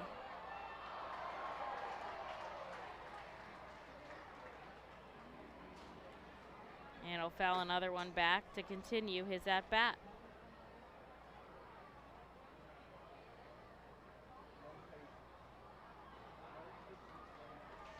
And the reason Semple pitching in relief here is Kroon gets a base knock off of him, a line drive out to left field that's going to drop in front of Gillum. And he'll start things off with a base hit and nobody out for Archimedes Gamboa. Is that Somerset was working with that 6-man rotation but wanted to revert back to 5. So that means that Jansen Junk is going to pitch again on Sunday, and Semple will head back into the bullpen. And this was a pre-planned move, as he was just called up, not really a top prospect. Going down to second and sliding in safely is Kroon. The most quiet, simple Zabidi stolen base I've ever seen. Kroon's first of the season as he reaches successfully, and he gets himself to scoring position for the Fightins. He had a huge jump on that, and the throw was just way behind him, even though it was right on the money from Lopez. And Semple returning to the bullpen. They wanted those 5 guys on regular rest just to, keep it in a regular 5-man rotation. And Semple's a guy that has seen a lot of time, most of his time, out of the bullpen this season, called up from Hudson Valley, where he had 6 starts, but a couple of starts and a couple of relief appearances in Double-A. So he'll face now against Archimedes Gamboa. With a runner on second, Gamboa a 2-hit day, a double and a single.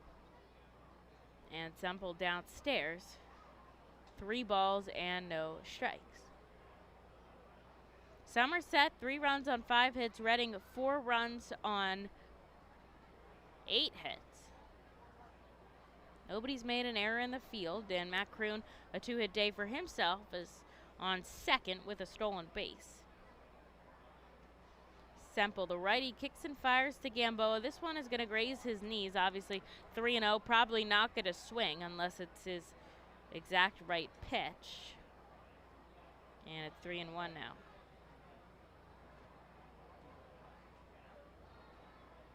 The offering from Semple, called strike on the outside part of the plate, and Gamboa moves from a 3-0 count to a full count.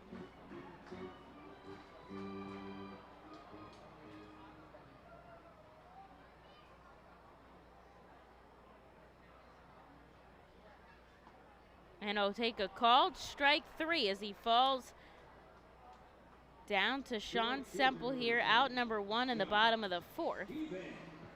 But a runner on second. Here's Josh Stephen.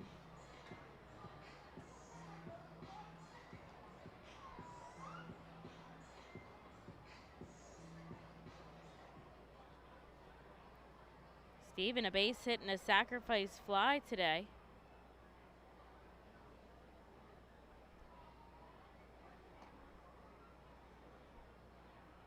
Semple comes home outside to Stephen.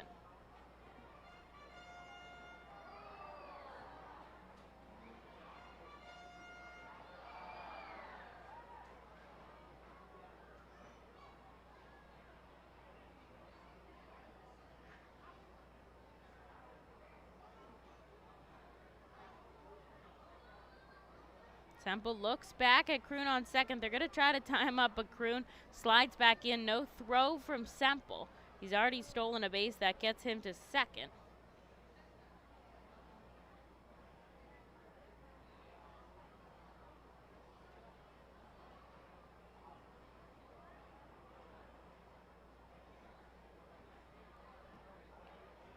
And it's downstairs to Stephen, 2-0.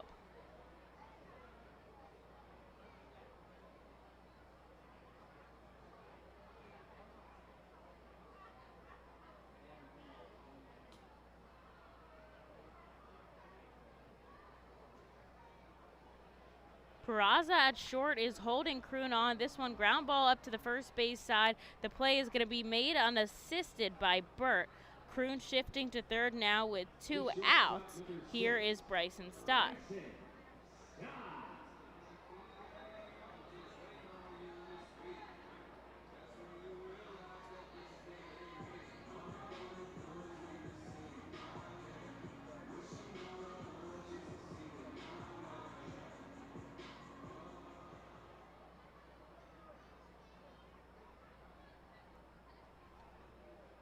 Kroon out on third. He's already scored once this game. Signs of bunt from Bryson Stott, but he's going to take a called strike.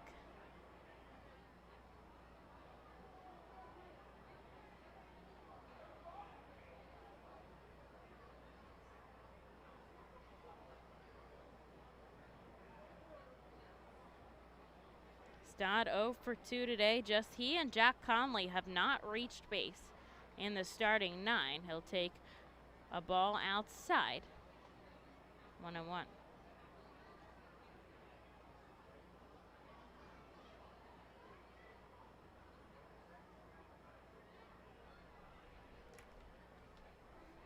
Kroon, a nice lead on third. Looks like he wants to come home. Stott will take a pitch upstairs.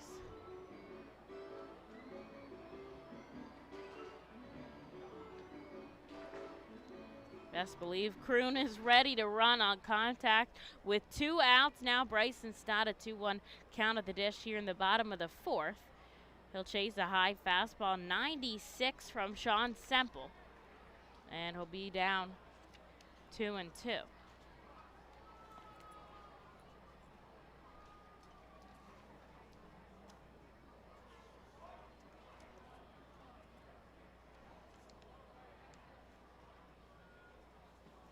Swing and a miss, and Stott will strike out swinging for the second time today. Reading is going to strand another runner on the base pass, but they still lead by 1 as we go into the 5th at FirstEnergy Stadium. The Fightin' Phils know who to call for trash and recycling services. A proven winner, JP Mascaro & Sons. The industry leader for over 50 years. Trust the familiar Mascaro Blue Elephant to provide dependable, quality service for your home or business. That's JP Mascaro & Sons, one of the top companies in its industry. Trash and recycling services for home, business, and industry. We are hiring and have open positions in Berks County. Check our website for open positions at jpmascaro.com or call 1-888-MASCARO. JP Mascaro & Sons, ready to serve you. Nursing home neglect is a serious problem. If you or a loved one has suffered from bed sores obtained in a nursing home or a fall down in a nursing home resulting in a fracture, our friends at Swartz Culleton can help. Call the attorneys at Swartz Culleton for a free consultation. Their phone number is 1-800-JUSTICE. That's 1-800-587-8423. Once again, call 1-800-JUSTICE today. Swartz Culleton is a proud sponsor of the Reading Fightin' Phils.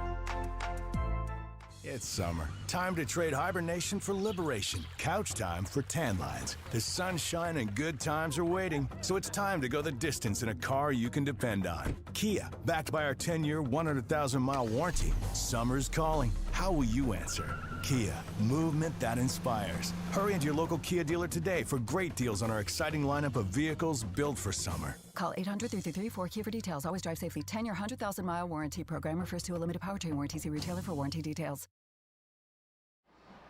Hey kids, change-up is headed back to the BTI mascot autograph booth in Bethel, Wyoming, Funland. At the Funland now for your chance to meet change-up.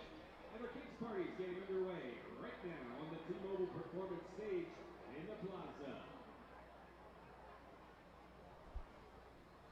Well, a call to the Alvernia University Golden Wolves bullpen here for the top of the 5th. Jack Perkins hands the ball over to Austin Ross.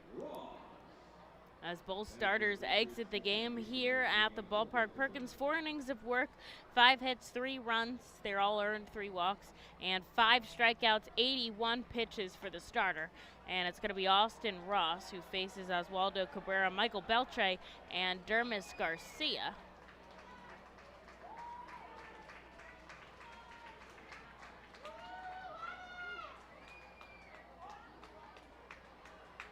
One strike and a ball in the dirt from Ross. In his last outing, 2 innings of work, 1 hit, 3 earned runs, 2 walks, no strikeouts. He's 10 for 23 in scoreless appearances. And he sends a ball now to Cabrera. So 43.4% of the time that Austin Ross pitches, he throws scoreless. Ground ball up the middle. Bryson Stott ranges over. A bullet to first, and that's out number 1 here for Reading in the top of the 5th, and for Austin Ross here in relief.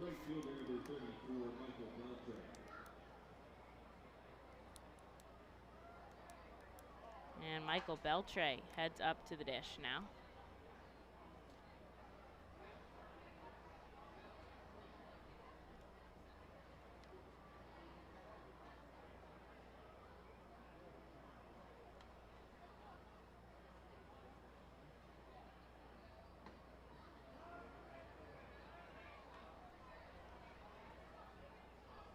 Ross sends a first pitch strike to Michael Beltre, a dangerous hitter for the Patriots, a sacrifice fly in the first, a 2-run home run in the 3rd. That's his 2nd of the series. Ground ball left side. Stott goes the other way this time. A backhand over to first, and Miller is not able to hold on to the ball.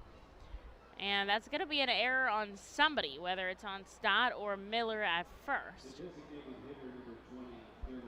But either way, Beltre reaching successfully here with 1 away in the 5th. Ross solid with ground balls, so we'll see If he's able to induce a double play, that error is going to go to Luke Miller over at first as the ball kind of popped out of his glove and not able to make the out on Beltre. Here's Dermis Garcia. The righty Ross facing the righty. 0-1 today, pitch inside.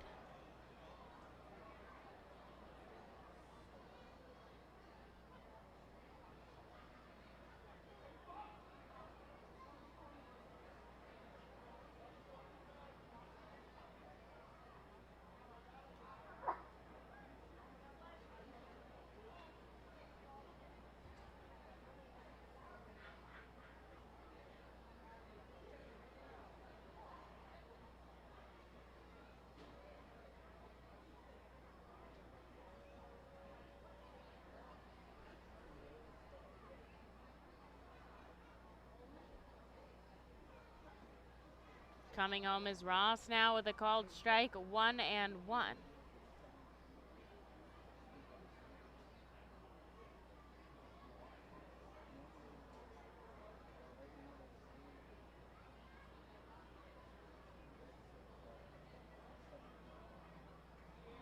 This one in the dirt, a nice block by Conley makes it 2-1 now. Reading more about this Joey Gallo trade. A bunch of prospects New York will send to the Rangers, including Glenn Otto, who spent a lot of time with the Somerset Patriots this season, had moved up to AAA.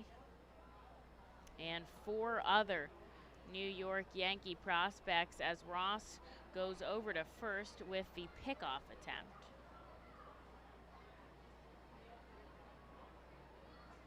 Not able to get anything up on Beltre over there. 2 balls and 1 strike, so he'll do the pickoff attempt again. Beltre dives back in time.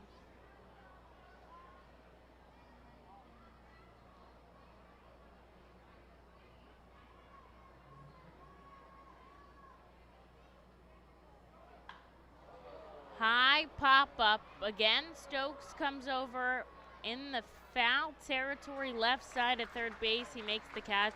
A big out for Austin Ross as Beltre forced to remain on first. And there is 2 outs now for Jason Lopez. Lopez 0 for 2 today and has moved his batting average below the Mendoza line in this ball game.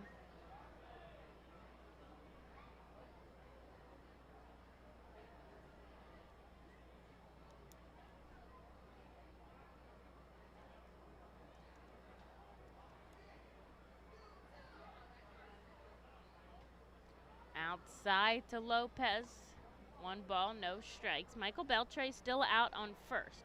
And Reading still leads by 1 run in this ball game. They do have 3 more hits than the Patriots, but 1 error on the board. And Austin Ross trying to get out of the 5th in his first outing in relief in this series. Once again, the pickoff attempt to Beltre. And the reasoning behind that is because Beltre has the highest stolen base count on the lineup for the Patriots. He's swiped 20 bags this season, 1 of them yesterday, and he's only been caught stealing 3 times. The runner's going with 2 outs, but it's a pop-up into foul territory. And that does make the count 1-1 to Jason Lopez at the plate. He has a league-high 20 stolen bases as well. Samad Taylor from New Hampshire, 18, just slightly behind him, but pretty impressive count for Michael Beltre. And Ross throws it over the head of Miller. He has to chase it down, and all the way to third is Beltre diving. That'll be an error on the pitcher that allows the runner to reach third. And what was, well, worse than what Ross was trying to avoid happens as the runner advances all the way to third now.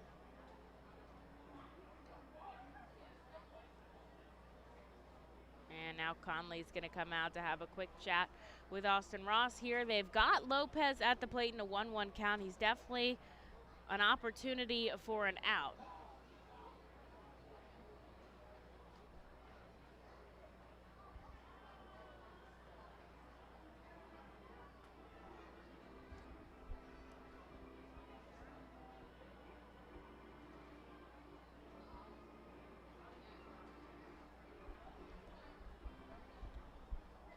And Conley's going to head back behind the plate. Lopez with a 1-1 count. Now with a tying run on third. This is a big moment for Austin Ross. And Reading, he is going to have to get Lopez here at the plate. Ball outside in the dirt. Good stop by Conley.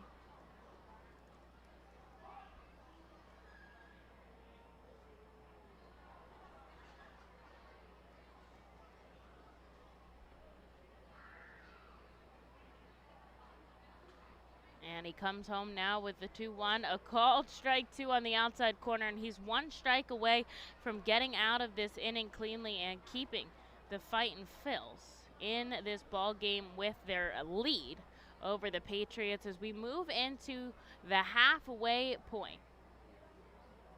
Very slowly, I should say, in today's ball game. A swinging strike 3. Conley puts the tag on him just in case, and down goes Lopez. Ross will strand the runner on third, and the Fightins will lead by 1 going into their home half of the 5th. Nursing home neglect is a serious problem. If you or a loved one has suffered from bed sores obtained in a nursing home or a fall down in a nursing home resulting in a fracture, our friends at Swartz Culleton can help. Call the attorneys at Swartz Culleton for a free consultation. Their phone number is 1-800-JUSTICE. That's 1-800-587-8423. Once again, call 1-800-JUSTICE today. Swartz Culleton is a proud sponsor of the Reading Fightin' Phils. The Reading Fightin' Phils are proud to partner with Humane Pennsylvania throughout the 2021 season. Humane Pennsylvania is the region's premier leader in animal welfare and empowers the people in our communities to increase their capacity to care for animals so that all animals are safe, healthy, and treated humanely. Humane Pennsylvania is proud to be a Fiesta Friday and Bark in the Park sponsor. Learn more about Humane Pennsylvania and how you can help build the best community anywhere to be an animal by visiting humanepa.org. To enjoy a perfectly crafted 1893 from the makers of Pepsi Cola, you must first appreciate its carefully selected ingredients. A dash of cola nut extract, a hint of real sugar, a splash of sparkling water, and a generous amount of attractive spokesperson. Trust me, I'm gorgeous. Cheers to 1893 boldly blended colas, a delicious balancing act of premium ingredients from the makers of Pepsi Cola.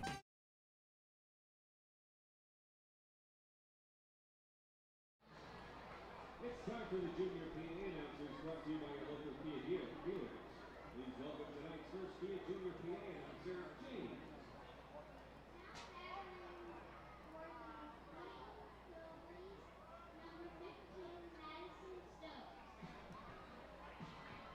Well, Reading still leads by 1 run here as we get into the bottom of the 5th. Semple came out for relief in the 4th, and we'll see him now to face off Madison Stokes, and then Luke Miller and Logan Landon.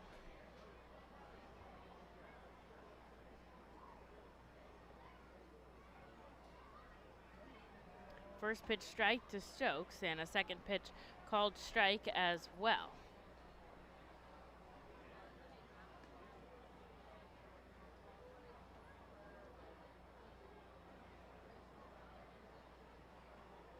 This one down on the dirt. And it's 1-2. Somebody warming in the bullpen for Reading. I'm surprised that they won't have Ross go too. Possible that we see him, but usually when you've got someone warming this early, most likely means they'll come out for the next inning of work.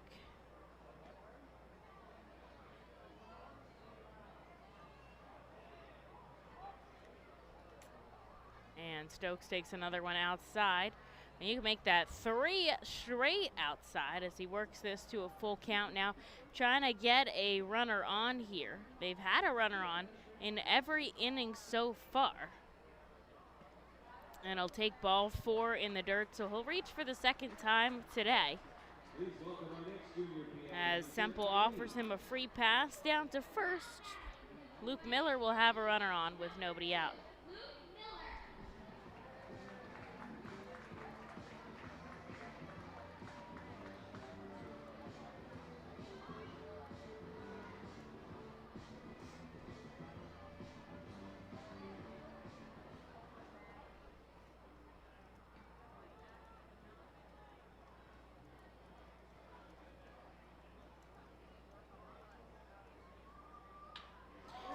And Miller drives this one up the middle. It's going to drop in left center field. Hauling around second and down into third is Madison Stokes as Miller holds up on first. A 2-hit day for Luke, and runners on the corners now with nobody out.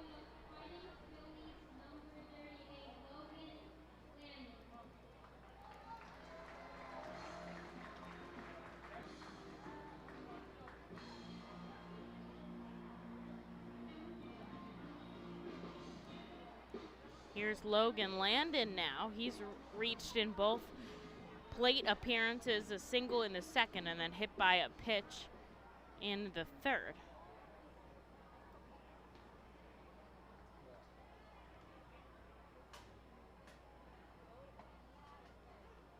Called strike from Semple.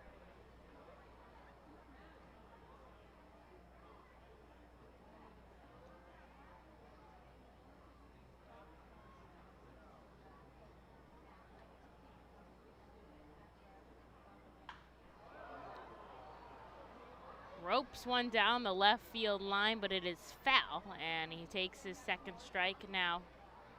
0-2. Landon's looked really sharp at the plate as of the last few games.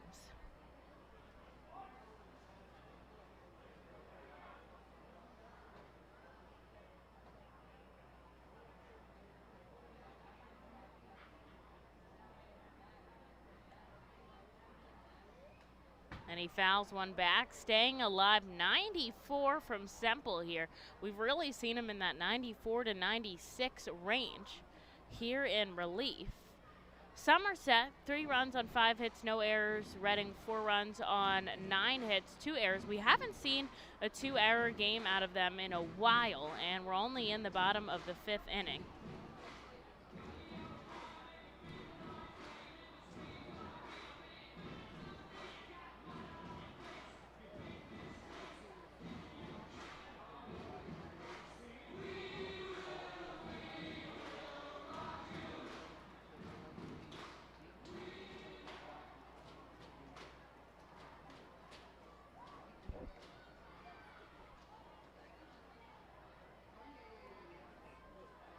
Landon takes a pitch outside, the first ball of his at-bat, 1-2.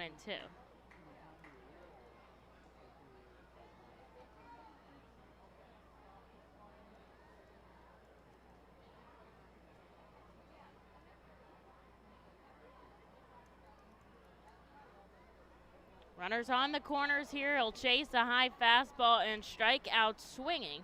That's out number 1 here in the bottom of the 5th. The Fightins would be in remiss if they couldn't tack on any runs here in the bottom of the 5th. They've had that 1-run lead since the 2nd inning.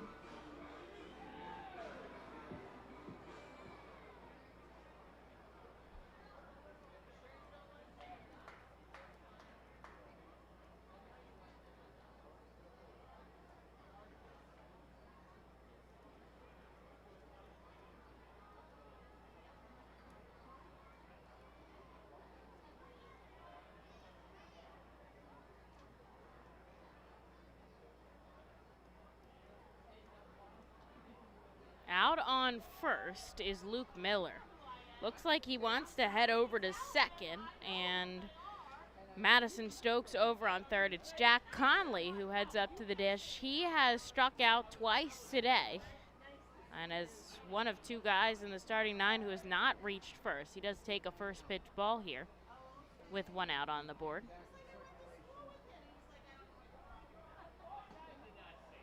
Called strike, 1-1.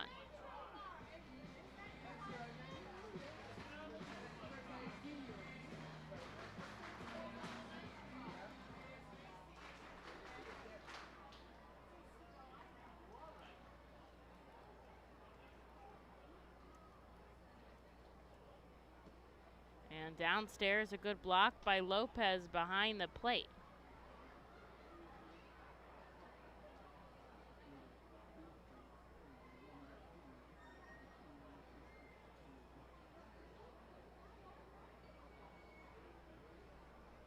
Runners on the corners here with just 1 out. Jack Conley with a 2-1 count Semple, the righty, gets the sign from Lopez. He comes home, a called strike, and it's 2-2.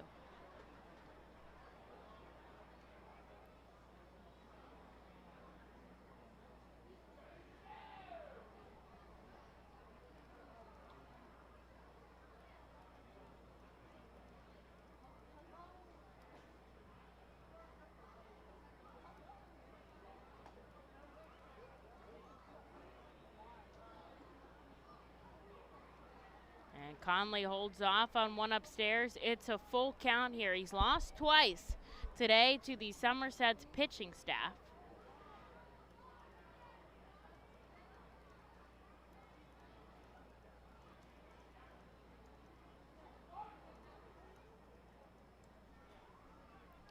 And checking his swing is Conley. He does not go around, says the first base umpire, Gilreath. And he heads to first. Semple's second free pass of the inning will push Luke Miller to second. And Reading has the bases loaded with just one out, and that will prompt a mound visit from Daniel Moskow, the pitching coach. The infield comes in every time there is a mound visit. They come in every time to discuss the game plan. Meanwhile, Luke Miller is going to head over to talk to Sean Williams and Madison Stokes at third, while Jack Conley catches up with Nair Luis Martinez over at first.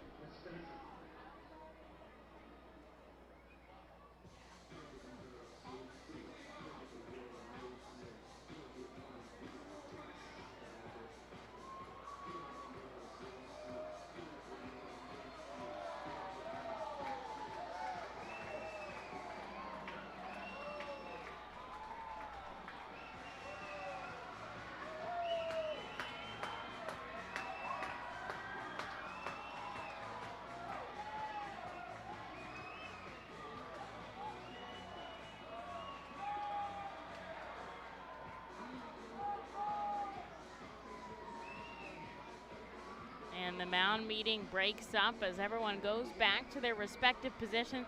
A big moment for Reading here.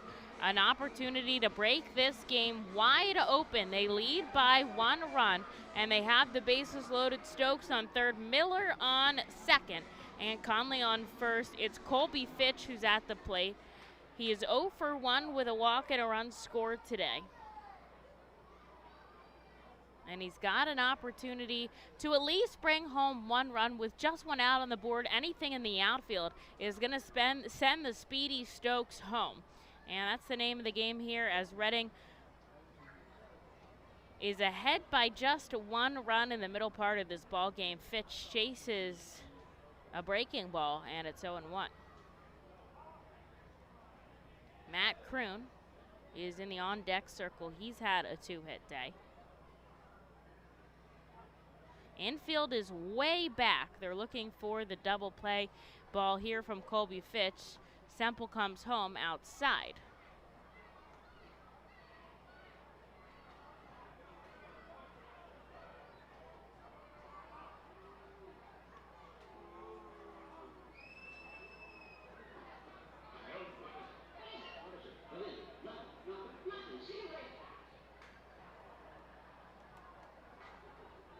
And another mound visit as the catcher comes out, and the second baseman, Cabrera. And we saw Cabrera coming out yesterday, so I do think that might be some translation help with Lopez. And they're discussing a game plan here for the designated hitter tonight, Colby Fitch.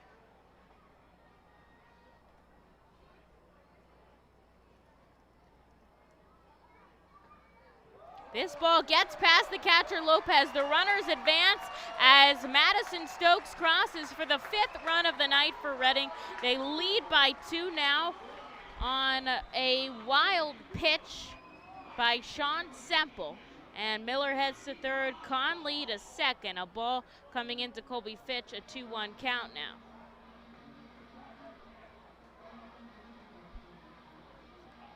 And they're going to go with pass ball there as it was in the dirt, and Lopez unable to block it, and that allows Stokes to score. And so runners on second and third here with Colby Fitch, and one out. Reading has scored 1 run in this inning. It is 5-3, the first offensive push by Reading since the second inning.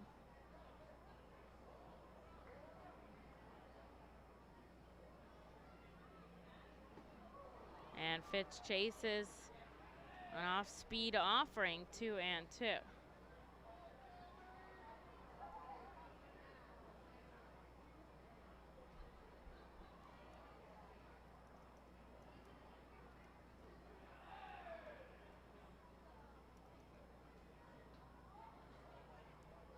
Semple sends one upstairs to Colby Fitch, and it is a called strike 3. He is in disbelief at how high that offering was. A called strike. He'll head back to the dugout as Sean Williams is going to come in and argue, and Fitch is arguing now with the home plate umpire. He has to be careful, as there's only one bench player in Grenny Kumana. Grenny Kumana is the only person on the bench right now for the Fightin' Phils.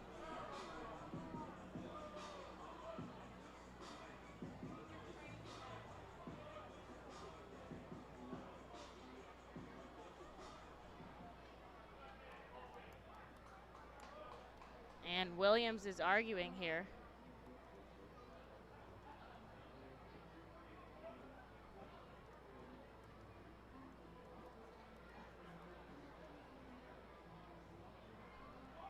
Sean obviously having some words with Hodges behind the plate.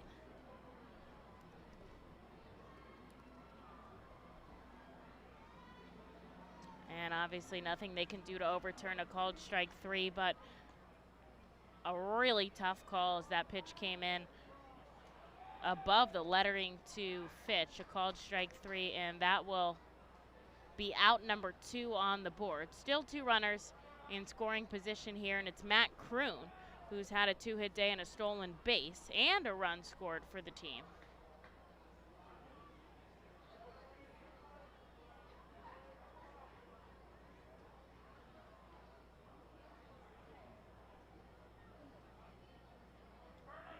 Oh, and 1 the count now to Matt Kroon.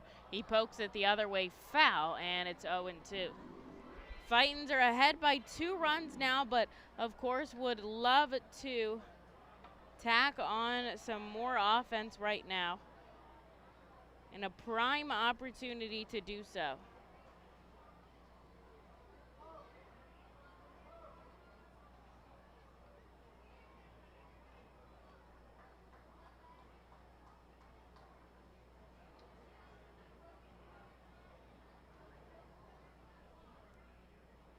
No balls, 2 strikes here to Matt Kroon.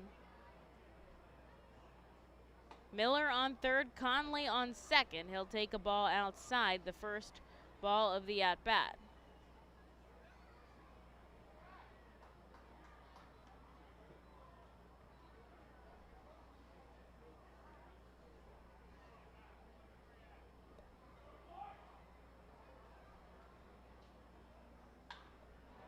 And he sends it deep to right field, but there is Beltre to make the catch and end the inning. Reading does score 1 run, but they'll strand 2 on the base pass. It is 5-3 Fightins as we go into the top of the 6th here at FirstEnergy Stadium.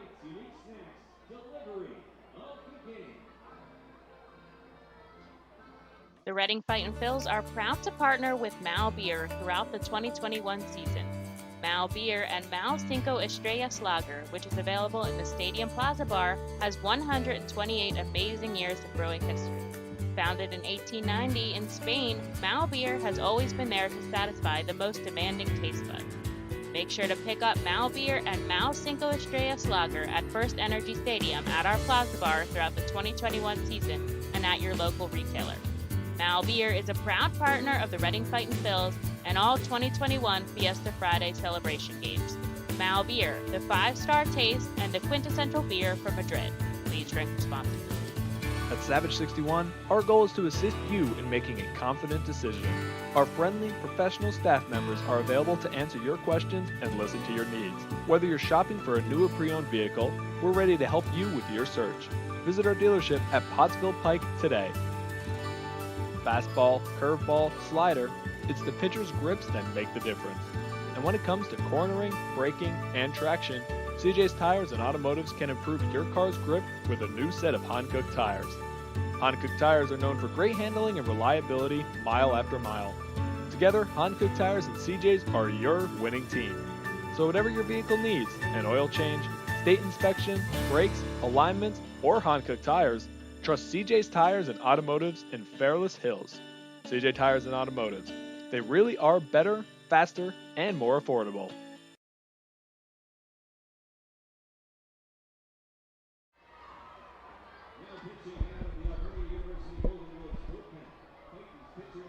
So Colby Fitch was ejected after arguing that balls and strike call, and so he will exit the game. Now, the Fightins do have time to decide who is going to come in his place because he is the designated hitter, so he's not out in the field right now. And that's tough there because you want your guys to stand up for themselves, but Fitch, knowing that Kumana is the only person on the bench for Reading today, Marchand is not here. So it is only Kumana that they could go with. To my knowledge, obviously, they have a whole world of pitchers that they could use in that designated hitter spot if need be. But Kumana could come in and everything could work out fine. The only problem is that Jack Conley now is the only catcher. So if something were to happen to Conley, I'm not positive what they would do. Somebody would have to throw on the gear.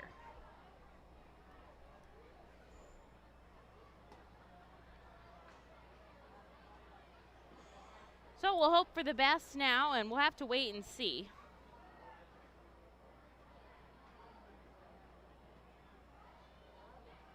As the Fightins will have time, the designated hitter spot not going to come up for a while.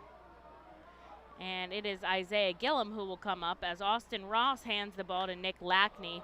And Gillum crushes this ball way out of the left field deck. A solo shot from Gillum, his first hit of the day. And his 7th of the season makes this ball game 5-4. And now that 1 run scored in the bottom of the 5th for Reading even more important. Lackney has been so stellar in relief for Reading.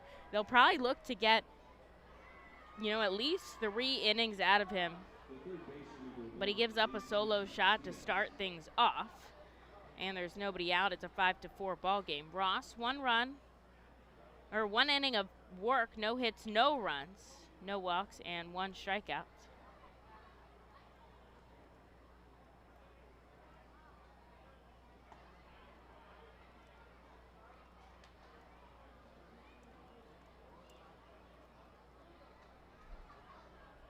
And Bastidas will take a called strike. Loops 1 foul, and it's 0-2.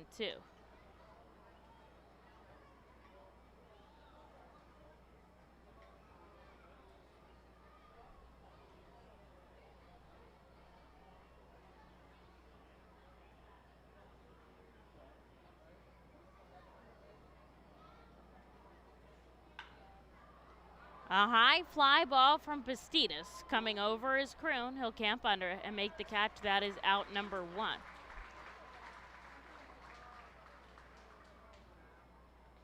The first baseman, number 36, Max Burt.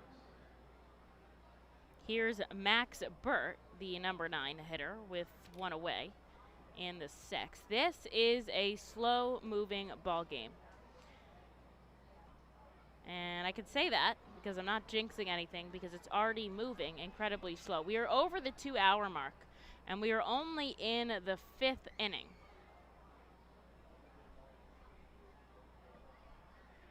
So we're on pace for about a 4.5-hour game. Maybe 4 hours if we're lucky. Reading winning, though, so hopefully if that continues on, we won't have to play the bottom of the 9th.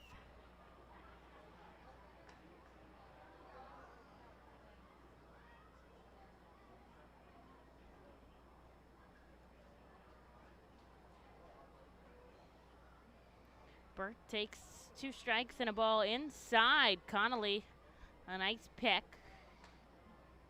And it's 2-2.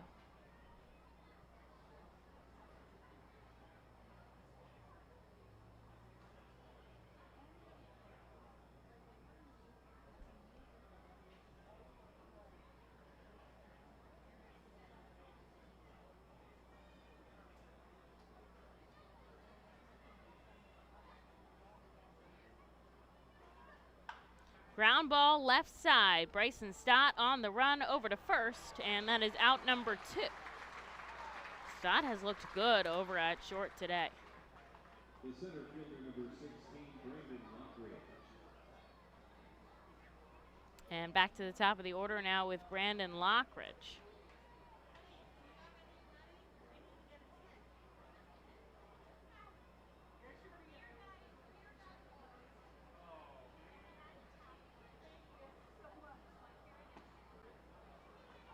Strike number 1 now to Lockridge. He is 2 for 3 today with a double and a single.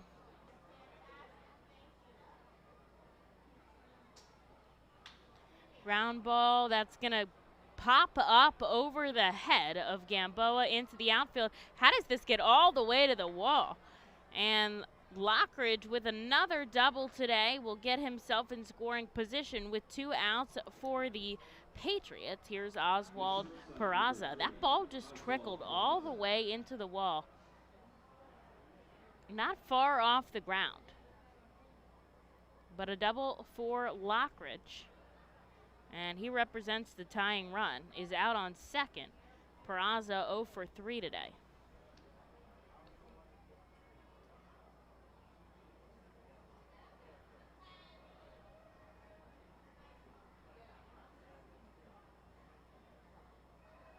The ball gets away from Conley, but he keeps it in front of him.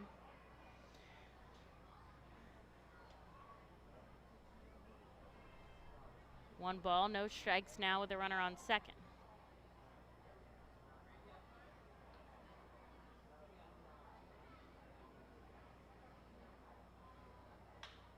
Up the middle, here is Gamboa. He'll have time to pump it over to first. A good play by Reading ends the inning. 1 run does score, but Reading's insurance run in the bottom of the 5th keeps them on top. It is 5-4, and it is their turn to bat in the bottom of the 6th. Better pitching, faster base runners, and more runs batted in usually beats the competition. At CJ's Tire and Automotive, better selection, faster service, and more affordable options always beats the competition. When it comes to tires, CJ's MVP choice is a new set of Falken tires. Falken tires are known for handling, reliability, and value. And for more than 50 years, CJ's has been helping customers find the right tires at the right price. Together, Falken Tires and CJ's are a winning team. Stop in any time at your local CJ's or shop online at cjtires.com. CJ Tires and Automotive. Better, faster, and more reliable. We've been privileged at ROG Orthodontics to be part of the local community for over 60 years, creating generations of fantastic smiles. We're honored to be voted the #1 orthodontist year after year and proud to be the top Invisalign provider in the region. We passionately believe we're changing lives every day right here in the community where we live. We offer interest-free, flexible payment plans and provide monthly scholarship programs for free braces.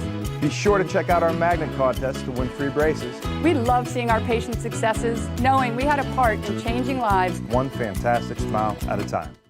Savage 61 is a proud sponsor of Fiesta Fridays. Enjoy an R-Phil's game, great food, music, and entertainment. The team will play as Los Luchadores de Reading Latino Tribute uniforms. Visit Timmy Profit and Savage 61 Pennsylvania's most awarded dealership for all your automotive needs.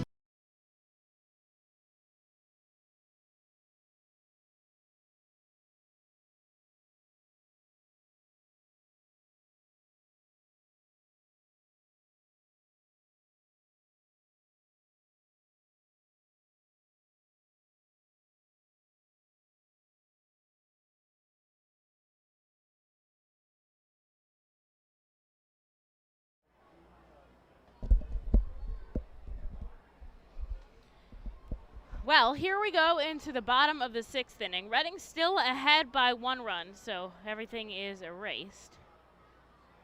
And Gamboa up at the plate. It is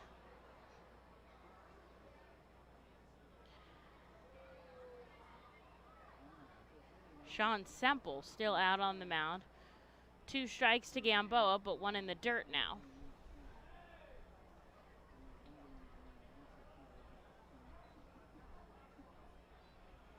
Infield back up here to Gamboa. The offering in the dirt, and he works an 0-2 count now to 2-2. Gamboa, 2-hit day. And we'll have a lot of time before we get back to Colby Fitch's spot. But he will chase strike 3, and that is out number 1 here in the 6th. Reading, of course, is going to look for some more runs, as they had one more, but they gave it up a solo shot to Isaiah Gillum in the 6th. But Lackney got out of the inning stranding a runner.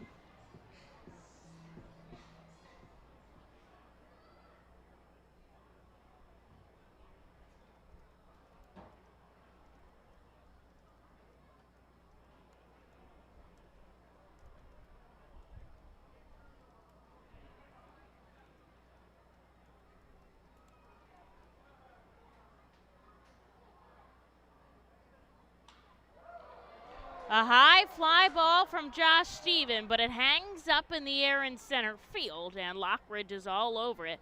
That is out number 2. Number 6, Bryson Scott.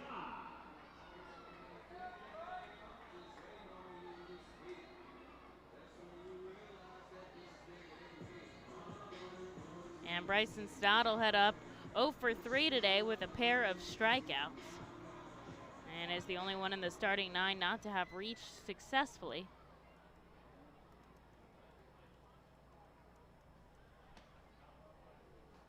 And he takes a pitch downstairs.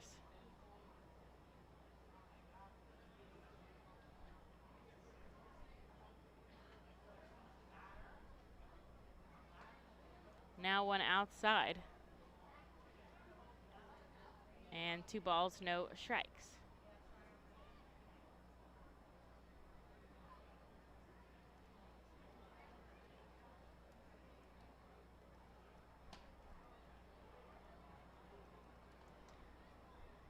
Called strike here to Bryson Stott. 2 outs in the bottom of the 6th inning. Semple working quickly now.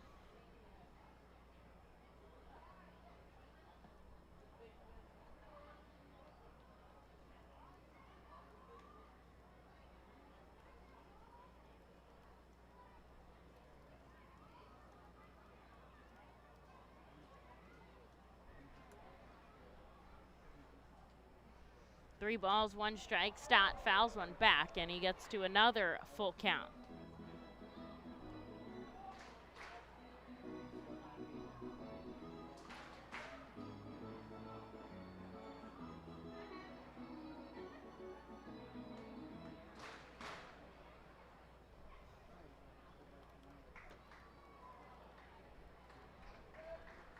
And Bryson Stott works a walk. So everybody in the starting 9 has reached base successfully in one way or another. And in every inning, Reading has had a base runner, so they have not gone quietly in this ball game. Lots of traffic on the base paths for Reading.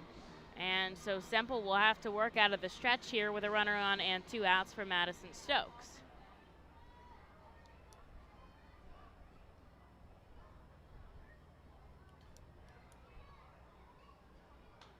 Stokes sends a high fly ball. Coming in on it, Beltre. It's going to land in foul territory.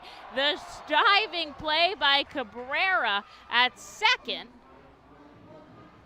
And I guess it pops out of his glove there. He's not able to retain it. A really good play, though, by the second baseman to dive for it in foul territory. And Madison Stokes is going to send up a quick thank you to the baseball gods and head back up to the dish. He'll get to go again.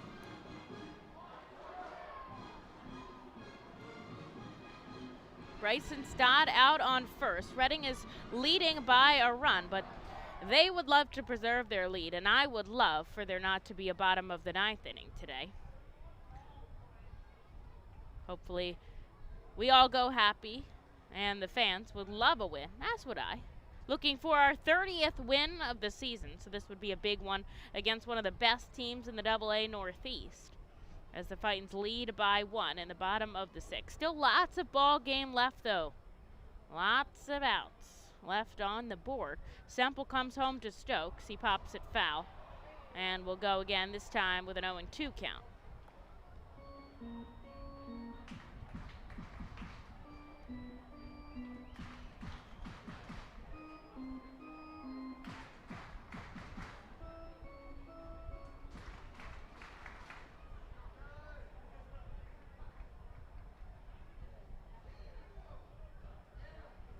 Madison Stokes in the righty batter's box with his bat on his shoulder. The 0-2, another foul ball. And it's still 0-2 with 2 outs. Bryson Stott is over at first.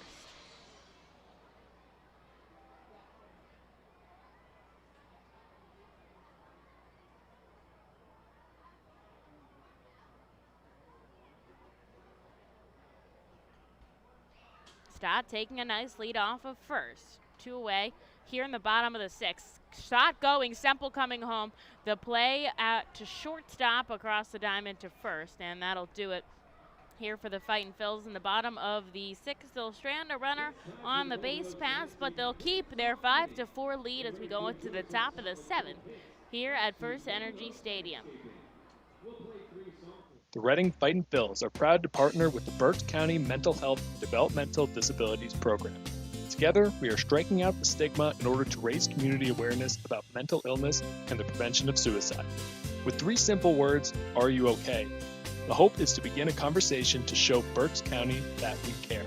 Suicide affects and hurts everyone, but help is here, and we'll work together to raise awareness about suicide and identify what we can do as a community to prevent it. People in need of assistance and support should call Crisis Intervention at 610-236-0530. That's 610-236-0530. The Fightin' Phils know who to call for trash and recycling services. A proven winner, JP Mascaro & Sons. The industry leader for over 50 years. Trust the familiar Mascaro Blue Elephant to provide dependable, quality service for your home or business. That's JP Mascaro & Sons, one of the top companies in its industry. Trash and recycling services for home, business, and industry. We are hiring and have open positions in Berks County. Check our website for open positions at jpmascaro.com or call 1-888-MASCARO. JP Mascaro & Sons, ready to serve you.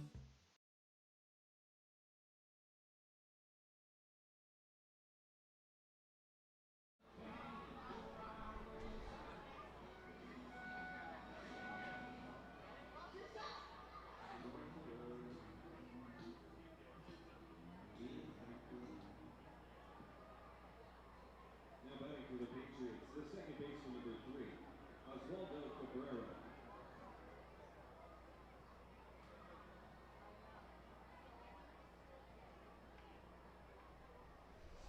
Oswaldo Cabrera will lead things off for the Somerset Patriots here in the top of the 7th, and it is Nick Lackney who comes out for another inning of work. He did let up that solo shot to Gillum in the 6th, but we'll see how he fares in the 7th. And neither team has had an inning where no one has reached base, which is what is making this game such a long one. Cabrera fouls this one up the right field line. The count is now 1-2.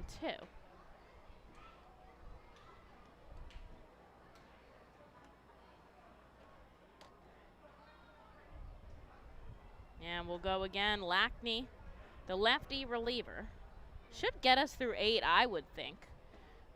And he comes home, misses downstairs. 2 balls, 2 strikes.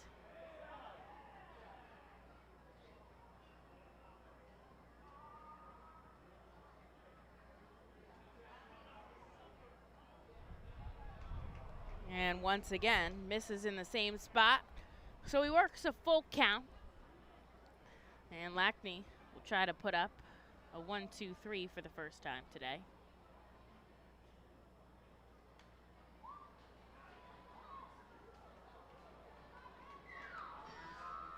The safety nets are provided thanks to Access Industries and Safety Net. And another foul ball by Cabrera, so he'll keep himself alive here to Nick Lackney.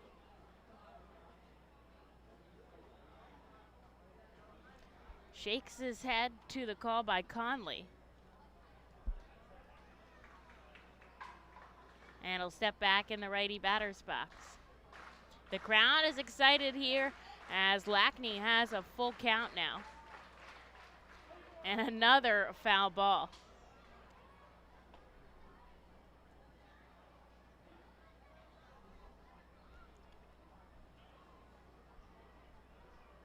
So we'll do it again with a full count here and nobody out in the top of the 7th.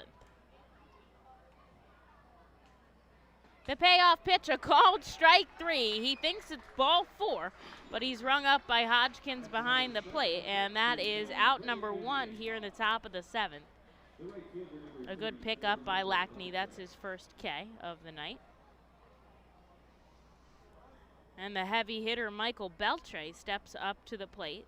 First time that Lackney will see him. He's reached twice today. He had that 2-run home run, also reached on an error by Luke Miller, and then made it all the way to first by an error on Austin Ross. Sends a ball out into left field. It's going to bounce in front of Landon. He misplays it off his glove, and it's going to allow Beltre to reach for the 3rd time tonight all the way at second base. And so another inning where another runner has reached. And now there's a runner in scoring position. That's the tying run for the Somerset Patriots as Reading leads 5-4 here in the 7th. And only one out on the board for Dermis Garcia. He's 0 for 2 with a walk.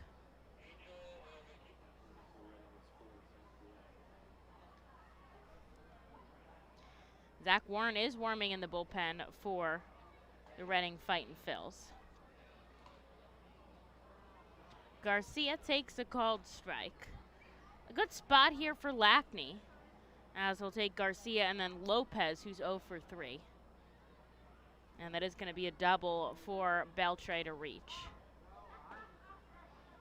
This one a little too far outside. It's 1-1.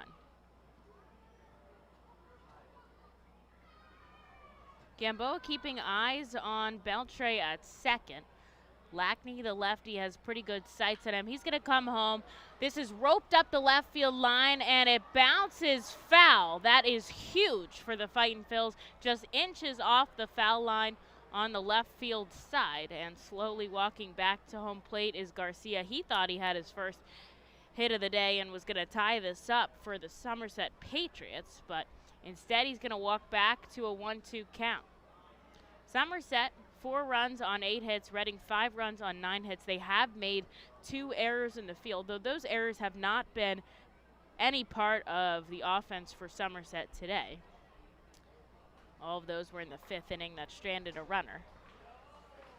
Not ideal, but not the worst situation for Reading defensively in the field today. Lackney looks back at the runner. He's going to come home with a 1-2 count.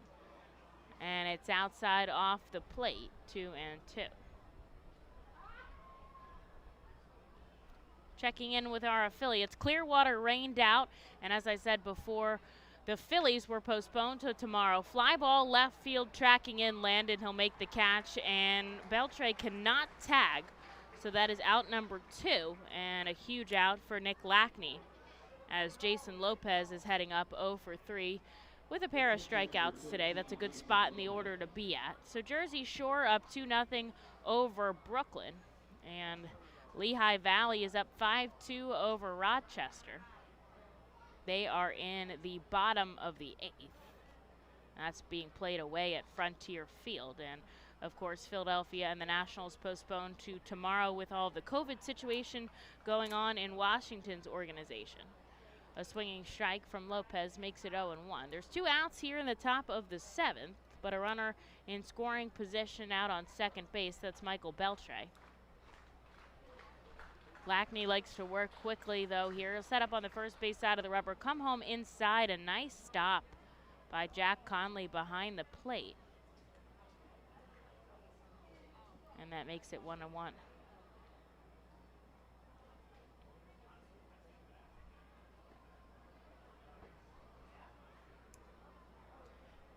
Gamboa inching closer to second. He can't cross over second, but he's going to try to keep eyes on Beltre As Lackney misses over the plate, it's 2-1. Try to have a clean inning of work here and keep his Fightin' Phils on top before the 7th inning stretch here at FirstEnergy Stadium. He'll look back at the runner on second and then come home with the 2-1 swing and a miss on an off-speed pitch. It is 2-2 now. The sun is completely set here at FirstEnergy Stadium. This is baseball under the lights in Reading, PA, and a nice crowd has stuck it out late into the night here. Chance to see their Fightin' Phils victorious. And he comes home with a 2-2 and gets strike 3. 2 outs in this half of the inning will send the Fightin' Phils into the bottom half with a 1-run lead. We'll take a short break for the 7th inning stretch here. You do the same at home. The award-winning Reading Hospital Tower Health Character Pool Party provides an unforgettable night out with your family and friends. Enjoy a baseball game while swimming in the 87-degree heated pool directly behind the right field home run wall. Plus 2.5 hours of all-you-can-eat buffet, and photos and autographs with the crazy hot dog vendor and the Fightin' Phils mascot band. Regular game tickets are $30 per person for groups of 20 or more. Give us a call today at 610-370-BALL. T-Mobile is the leader in 5G coverage and speed. No one else covers more Americans with the fastest 5G. The R-Phils are proud to introduce T-Mobile as the title sponsor of our Plaza stage. Fightin' Phils fans can continue to expect great performances on game days and non-game days. The T-Mobile stage is home to great bands, such as the Truest Fightin's mascot band and many others. It will also continue to house great musical performances during the off-season. Unlike any other area at FirstEnergy Stadium, the Stadium 61 Dugout Suite puts you at the closest seat to the action on field, located just feet away from the diamond on the first base side. With covered seating, ability and motion accessible seating, and the most unique view around, your group will thank you over and over again for a one-of-a-kind experience. Tickets for the Dugout Suite are $27 and include options to add food or drink packages.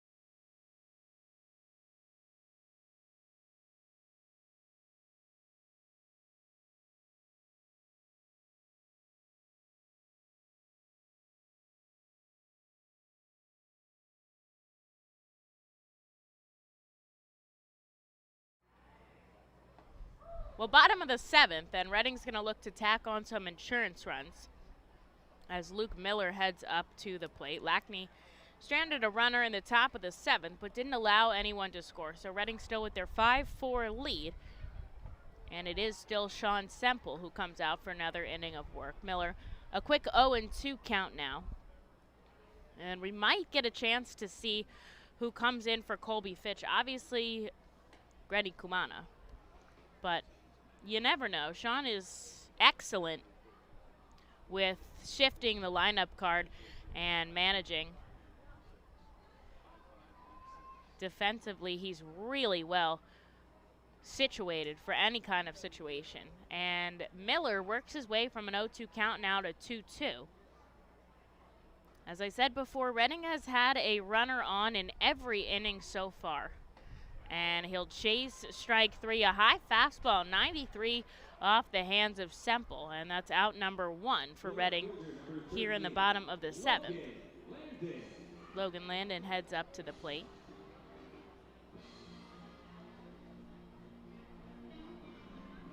Landon has been on base twice, but struck out in the 5th.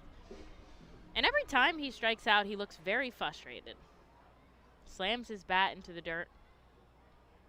I think he gets more frustrated when he strikes out than excited when he gets on base. Although pretty happy back in the 2nd. We'll see what he can do now in the bottom of the 7th. as he takes a first pitch ball and sends the second one sky high. It's going to stay in the infield. A couple of infielders converging on it, but it's going to be the shortstop, Peraza, who calls everyone off. And that will be out number 2. So maybe we won't see Colby Fitch's spot, as Jack Conley comes up now with 2 outs here in the bottom of the 7th. It's a pair of strikeouts and a walk for Conley, as he steps into the righty batter's box his second time facing Sean Semple. And it's on the inside part of the plate, a called strike. The wind has really died down here. Was gusting earlier, but the flag out in center field right down at the pole. A cooler night, though, than yesterday. It's in the low 80s as we get nearer to the 10 o'clock hour. And Conley takes a ball inside.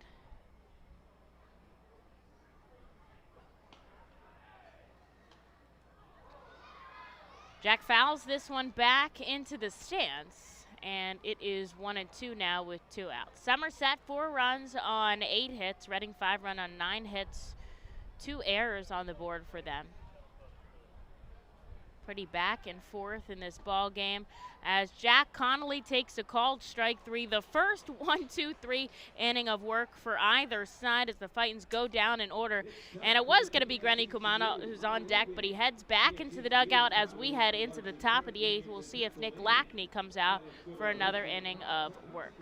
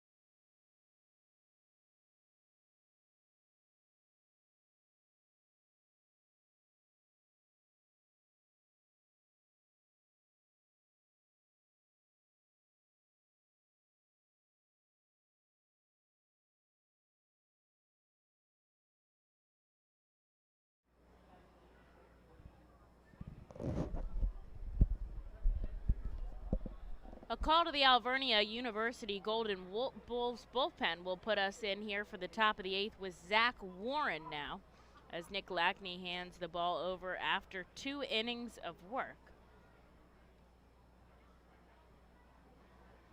Lackney, 3 hits, 1 run. It was that solo shot from Gillum. Struck out 2, though. And it's Gillum who's now up at the plate to face off against Warren, who's got 2 strikes on him.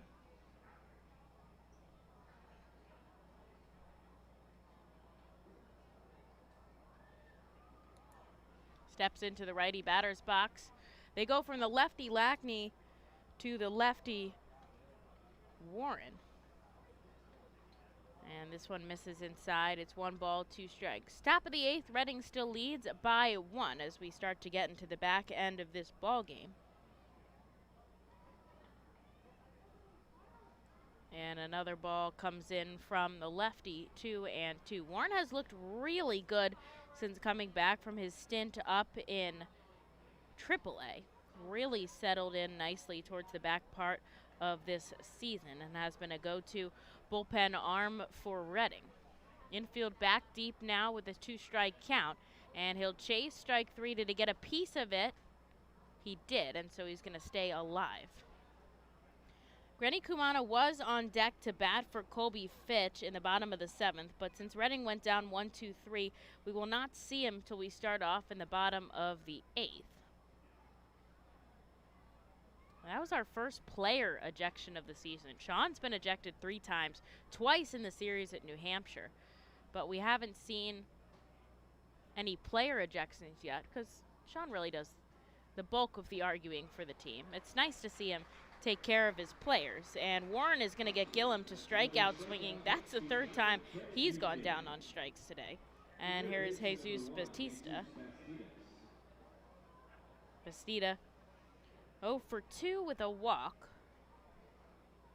And now Somerset had gotten the first 1-2-3 inning. We'll see if Reading can go through an inning without getting a base runner on.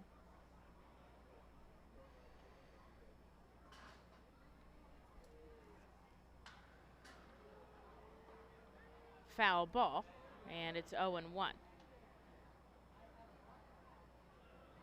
Well, Acme of Denver, PA is going to have another one of those hiring events for their warehouse Wednesday, August 11th from 9 to 1. You can go there. You can just show up for this job hiring event. 500 South Muddy Creek Road in Denver, PA. Lots and lots of perks if you're going to try to work for Acme. They really take care of their employees. They've got a high starting salary and an opportunity to make $50,000 in your first year alone.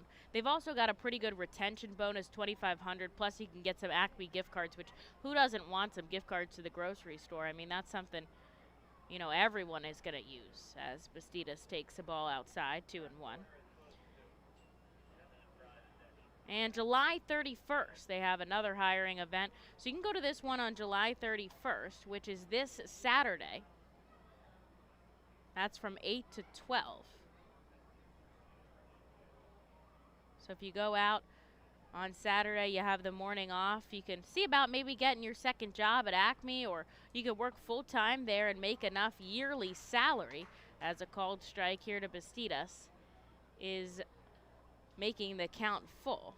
You can make up to $50,000 in your first year.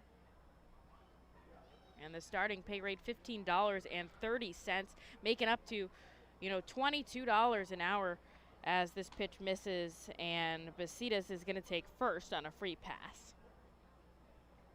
So if you're interested, maybe you're just thinking about it, maybe you're not serious about it, you can go to this hiring event, 500 South Muddy Creek Road in Denver, PA, and you could just check it out. You could see all that they have to offer, and it's definitely, you know, a good place to work. I've heard nothing but good things about how well they take care of their employees there. And if you want more information, www.hiringeventdenverpa.com.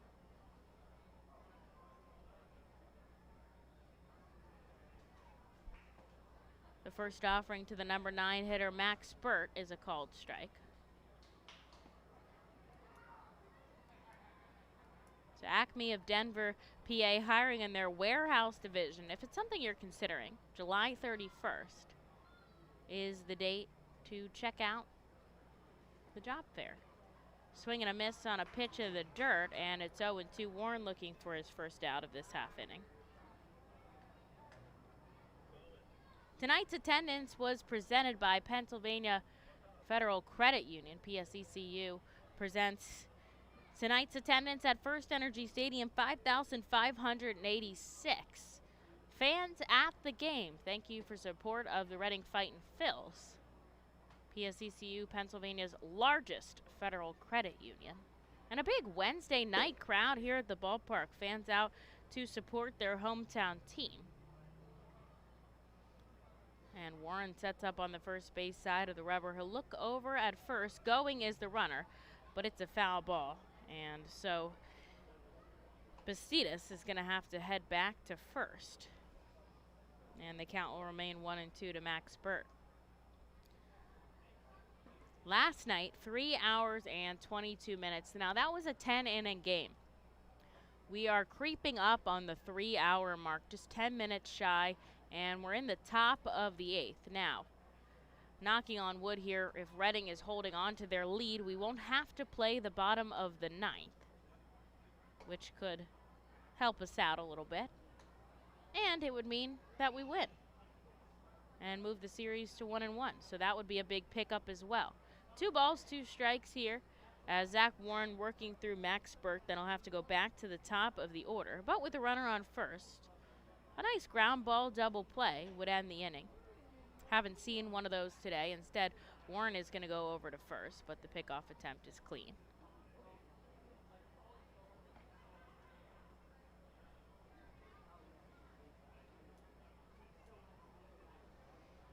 And the infield backing up except for Luke Miller, who is going to hold on Bastidas at first.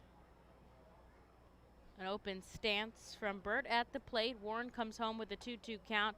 He'll miss upstairs, and it's full. Walking Bastidas down to first. Obviously, wouldn't want to do the same to Burt, put 2 runners on. That's the tying run over at first.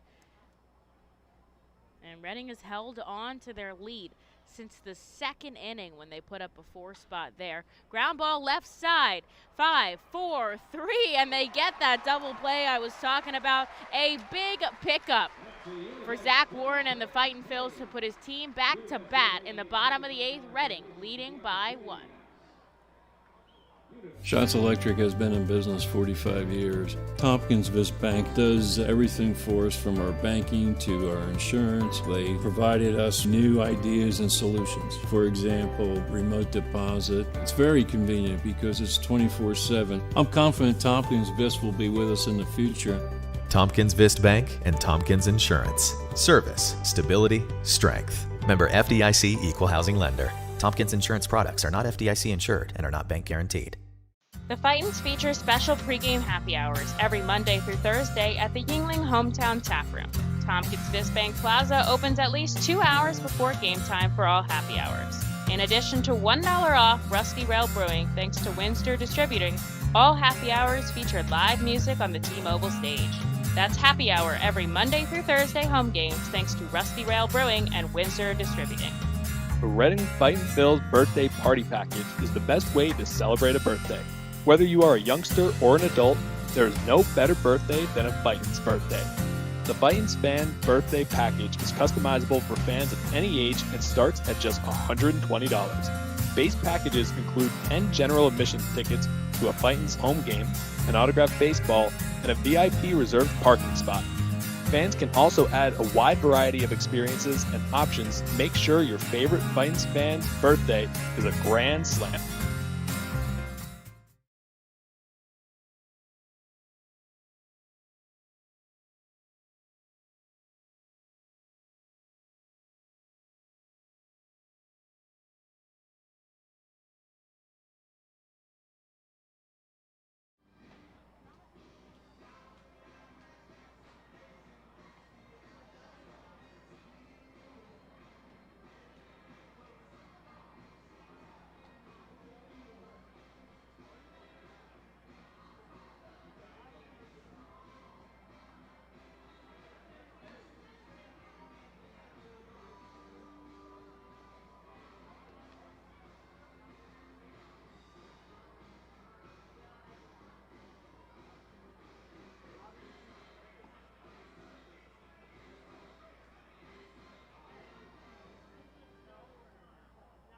Now back to the Fightins, the designated hitter, number 3, Rennie Kumana.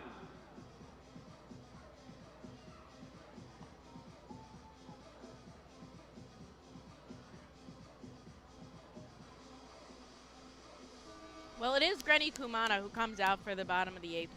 We knew that. Not really another option.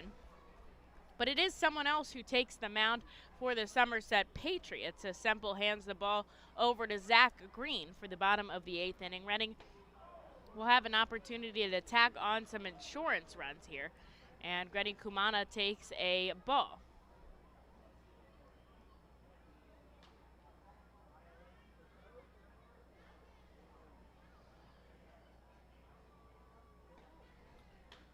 Sends the second offer he sees into the stands, and it is 1-1. Semple had a really good outing of relief here for Somerset. Had to kind of switch his mindset from starting tomorrow and then turning into relief pitcher tonight. 4 innings of work, 2 hits, 1 run, but it wasn't earned on 3 walks and 7 strikeouts. And Kumana is going to take another strike, so it's 1-2. After Kumano, we'll see Matt Kroon, and then back to the top of the order with Gamboa. Reading was sat down 1-2-3 in the 7th, but they still lead by a run here in the bottom of the 8th inning. A great double play by Zach Warren got them out of the top half. And we'll see if they can carry that momentum offensively now. As Green bends down, then he stands up, kicks and fires home. Kumana, a base hit line drive into left. And it will drop in front of Gillum. And he gets the job done as he puts himself on first with nobody out here in the bottom of the 8th.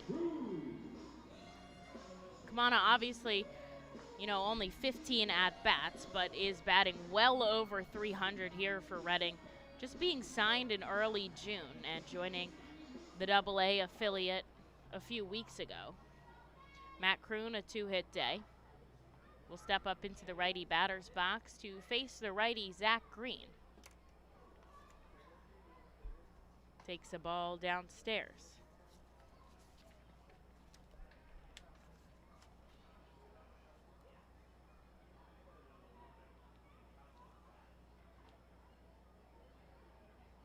Green started the season in High A, Hudson Valley, which our Jersey Shore affiliate faces a lot. So I find that kind of interesting because while they might have not matched up with AA, they've certainly seen a lot of these Fightin' Phils players when they were in High A. About 75% of the Reading's current roster was not on their opening day roster, either being recently signed players or guys that have been called up from Jersey Shore. Kroon lofts one high into the sky. Beltre camping under at a can of corn. He'll make the catch in right field. That's out number 1. Kumana forced to stay at first. So guys like, let's just say, Jack Perkins, for instance, who started the season in High A Jersey Shore, has probably seen and faced Zach Green, who also started the season in High A.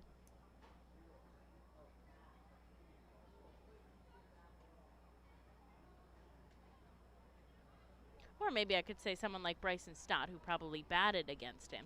We'll see if Stott comes up. He's slated in 2 more batters as Archimedes Gamboa steps up to the plate. But first, a pickoff attempt to first. Kumana's got the speed. Would not be surprised if he tries to head to second as Gamboa fouls one back. It's 0-1.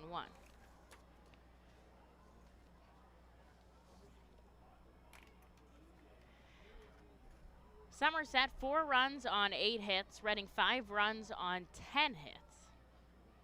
And another pickoff attempt by Green, but Kumana slides back safely.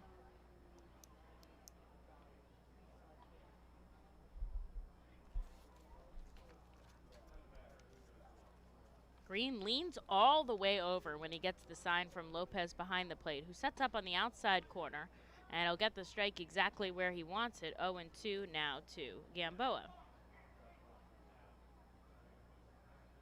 Reading is 20-5 when leading after 8. They're 9-1 here at FirstEnergy Stadium. But the numbers are a little tougher in one-run ball games as Gamboa strikes out swinging on a high fastball from Green. That is out number 2. And here is Josh Stephen 3-strikeout day for Gamboa. Yesterday, he struck out 4 times, which is unusual for a guy who's known for his patience at the plate. And so here is Josh Stephen. Had a hit and a sacrifice fly that scored a run.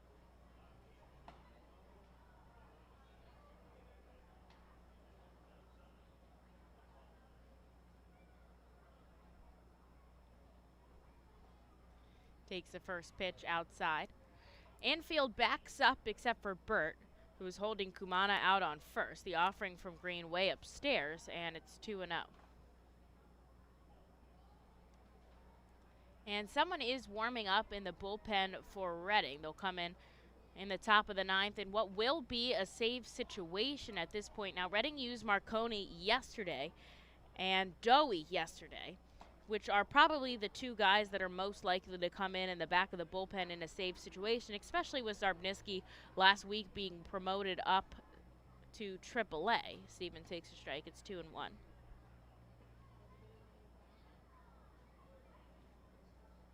And since I don't have that good vision, I cannot tell you who's down in the bullpen.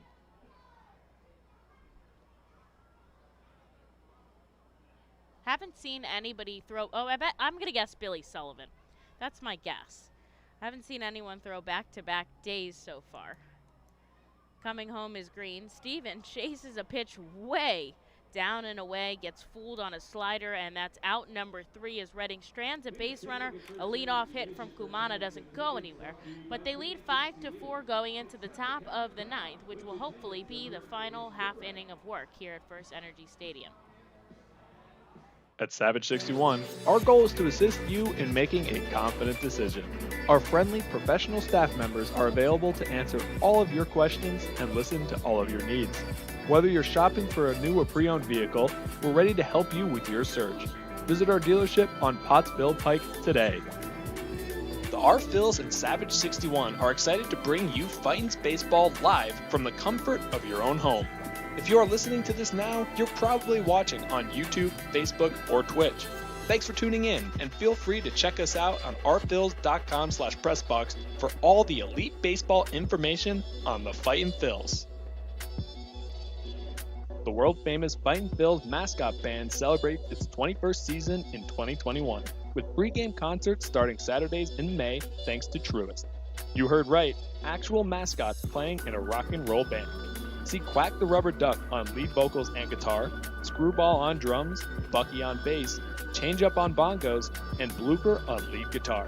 A real band jamming on the T-Mobile stage before Saturday games this season. Don't miss the one-of-a-kind Fightin' Phils mascot band. Pre-game on Saturdays thanks to Truist.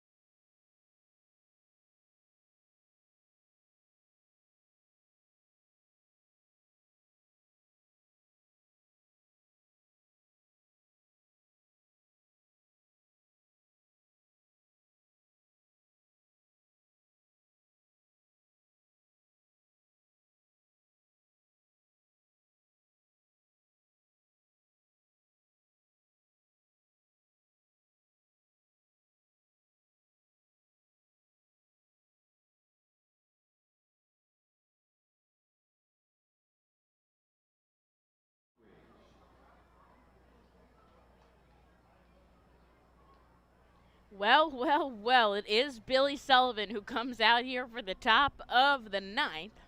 I do know some things. And Brandon Lockridge is going to start it off. Sullivan's got a tough part of the order to work out with just a 1-run lead. He's got to be perfect. He's got to be perfect. He'll face Lockridge, Peraza, and then Cabrera, and he does not want to get to Michael Beltre, although everybody in this lineup for Somerset is a tough out.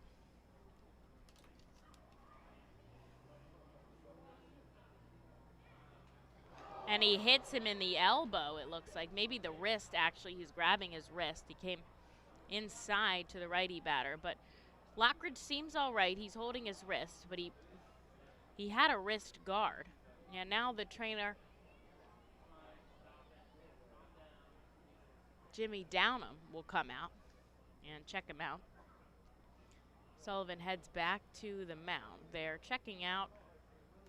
Downham alongside the plate is looking at what I believe is the wrist of Lockridge. He's moving out there.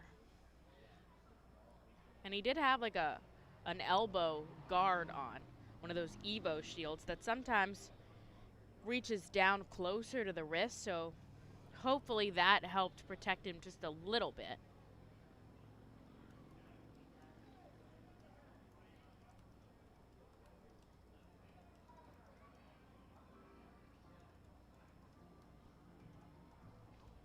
And the third baseman, Stokes, comes in to talk with Conley and Billy Sullivan right now as they are checking out Lockridge still to see if he can remain in the game. Obviously, he would take first, whether it's him or somebody else that comes in to run for him. It's the second hit by pitch in a game for the Fightin's batter, but tough to put the tying run on first now. And Lockridge is going to head down to first, so do like to see that nobody is injured. That's definitely not fun for either side.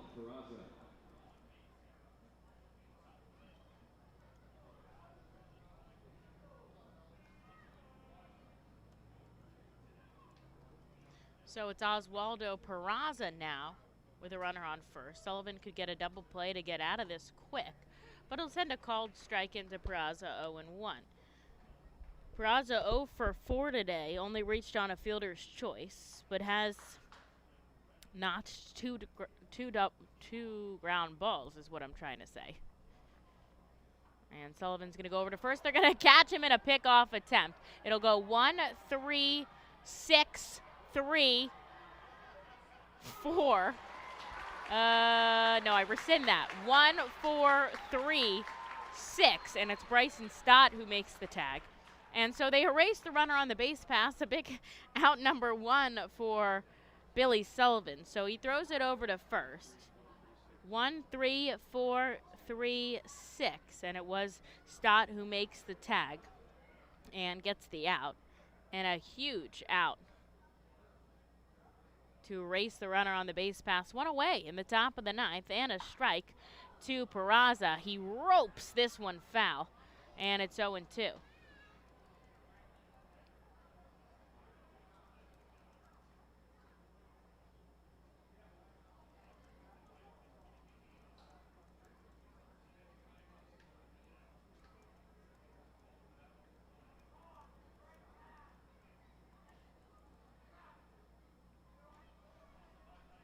The righty kicks and fires home. It's in the dirt, and it's 1-2.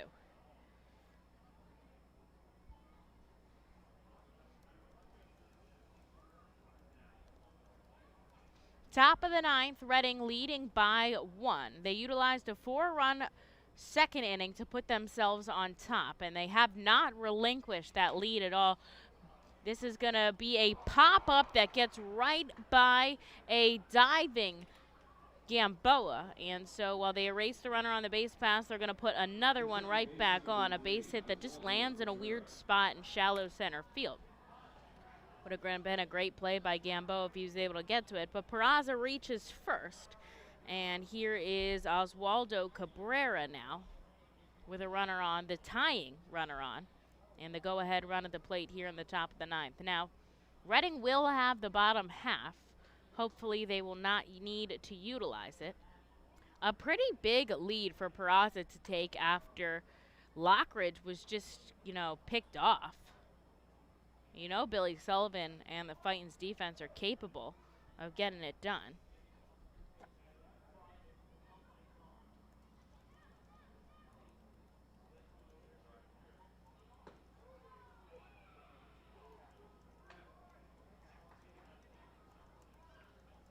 Michael Beltre is waiting on deck for Somerset. He'll be a tough out if Sullivan has to reach him. A runner on first and 2 straight balls to Cabrera. The 2-0 is a swinging strike, 2-1. Conley's going to have to be solid behind the plate, too. You know that these Somerset runners are taking off if they are able to.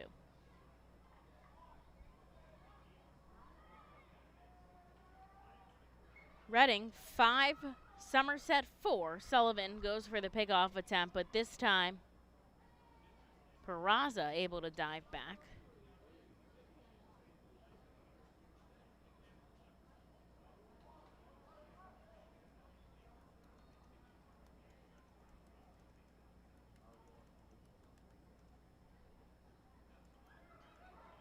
The runner is going a fly ball out to left. Coming over is Logan Landon. He'll camp under it and make the catch. That is a huge out, number 2 for Billy Sullivan and the Fightins. 2 outs on the board, and the runner is forced to stay on first because the ball was hit to the left side of the field. And so it's all on Michael Beltray, who is the guy you'd want to send to the plate if you're Somerset.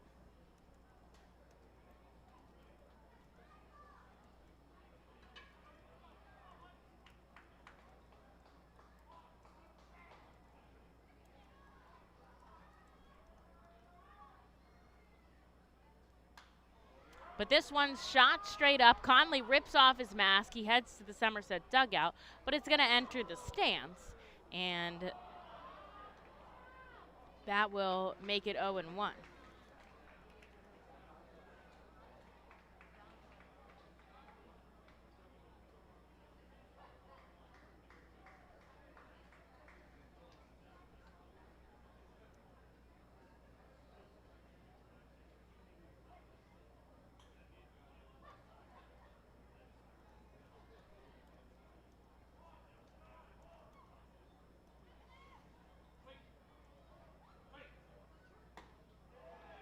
Beltray checks his swing. Does he go around? He does. And Billy Sullivan and the Fightin' Phils are 1 out away from ending this ball game here and taking a victory from the Somerset Patriots. The fans are standing up here at FirstEnergy Stadium to cheer on their hometown team. The tying run is on first.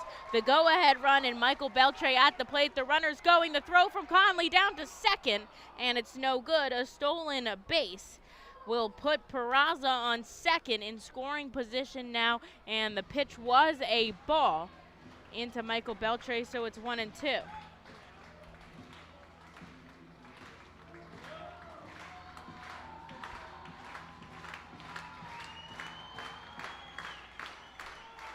And Sullivan, the righty, sets up, looking for a save here as Reading leads by 1, and he gets a swinging strike out of Michael Beltray to end this ball game. Reading takes a 5-4 lead here at FirstEnergy Stadium. The series is 1 game apiece, and we will take game number 3 tomorrow, 7:05. Emily Messina fans, thanks for joining me on the air. Your Reading Fightin' Phils victorious, a 5-4 victory over the Somerset Patriots here at FirstEnergy.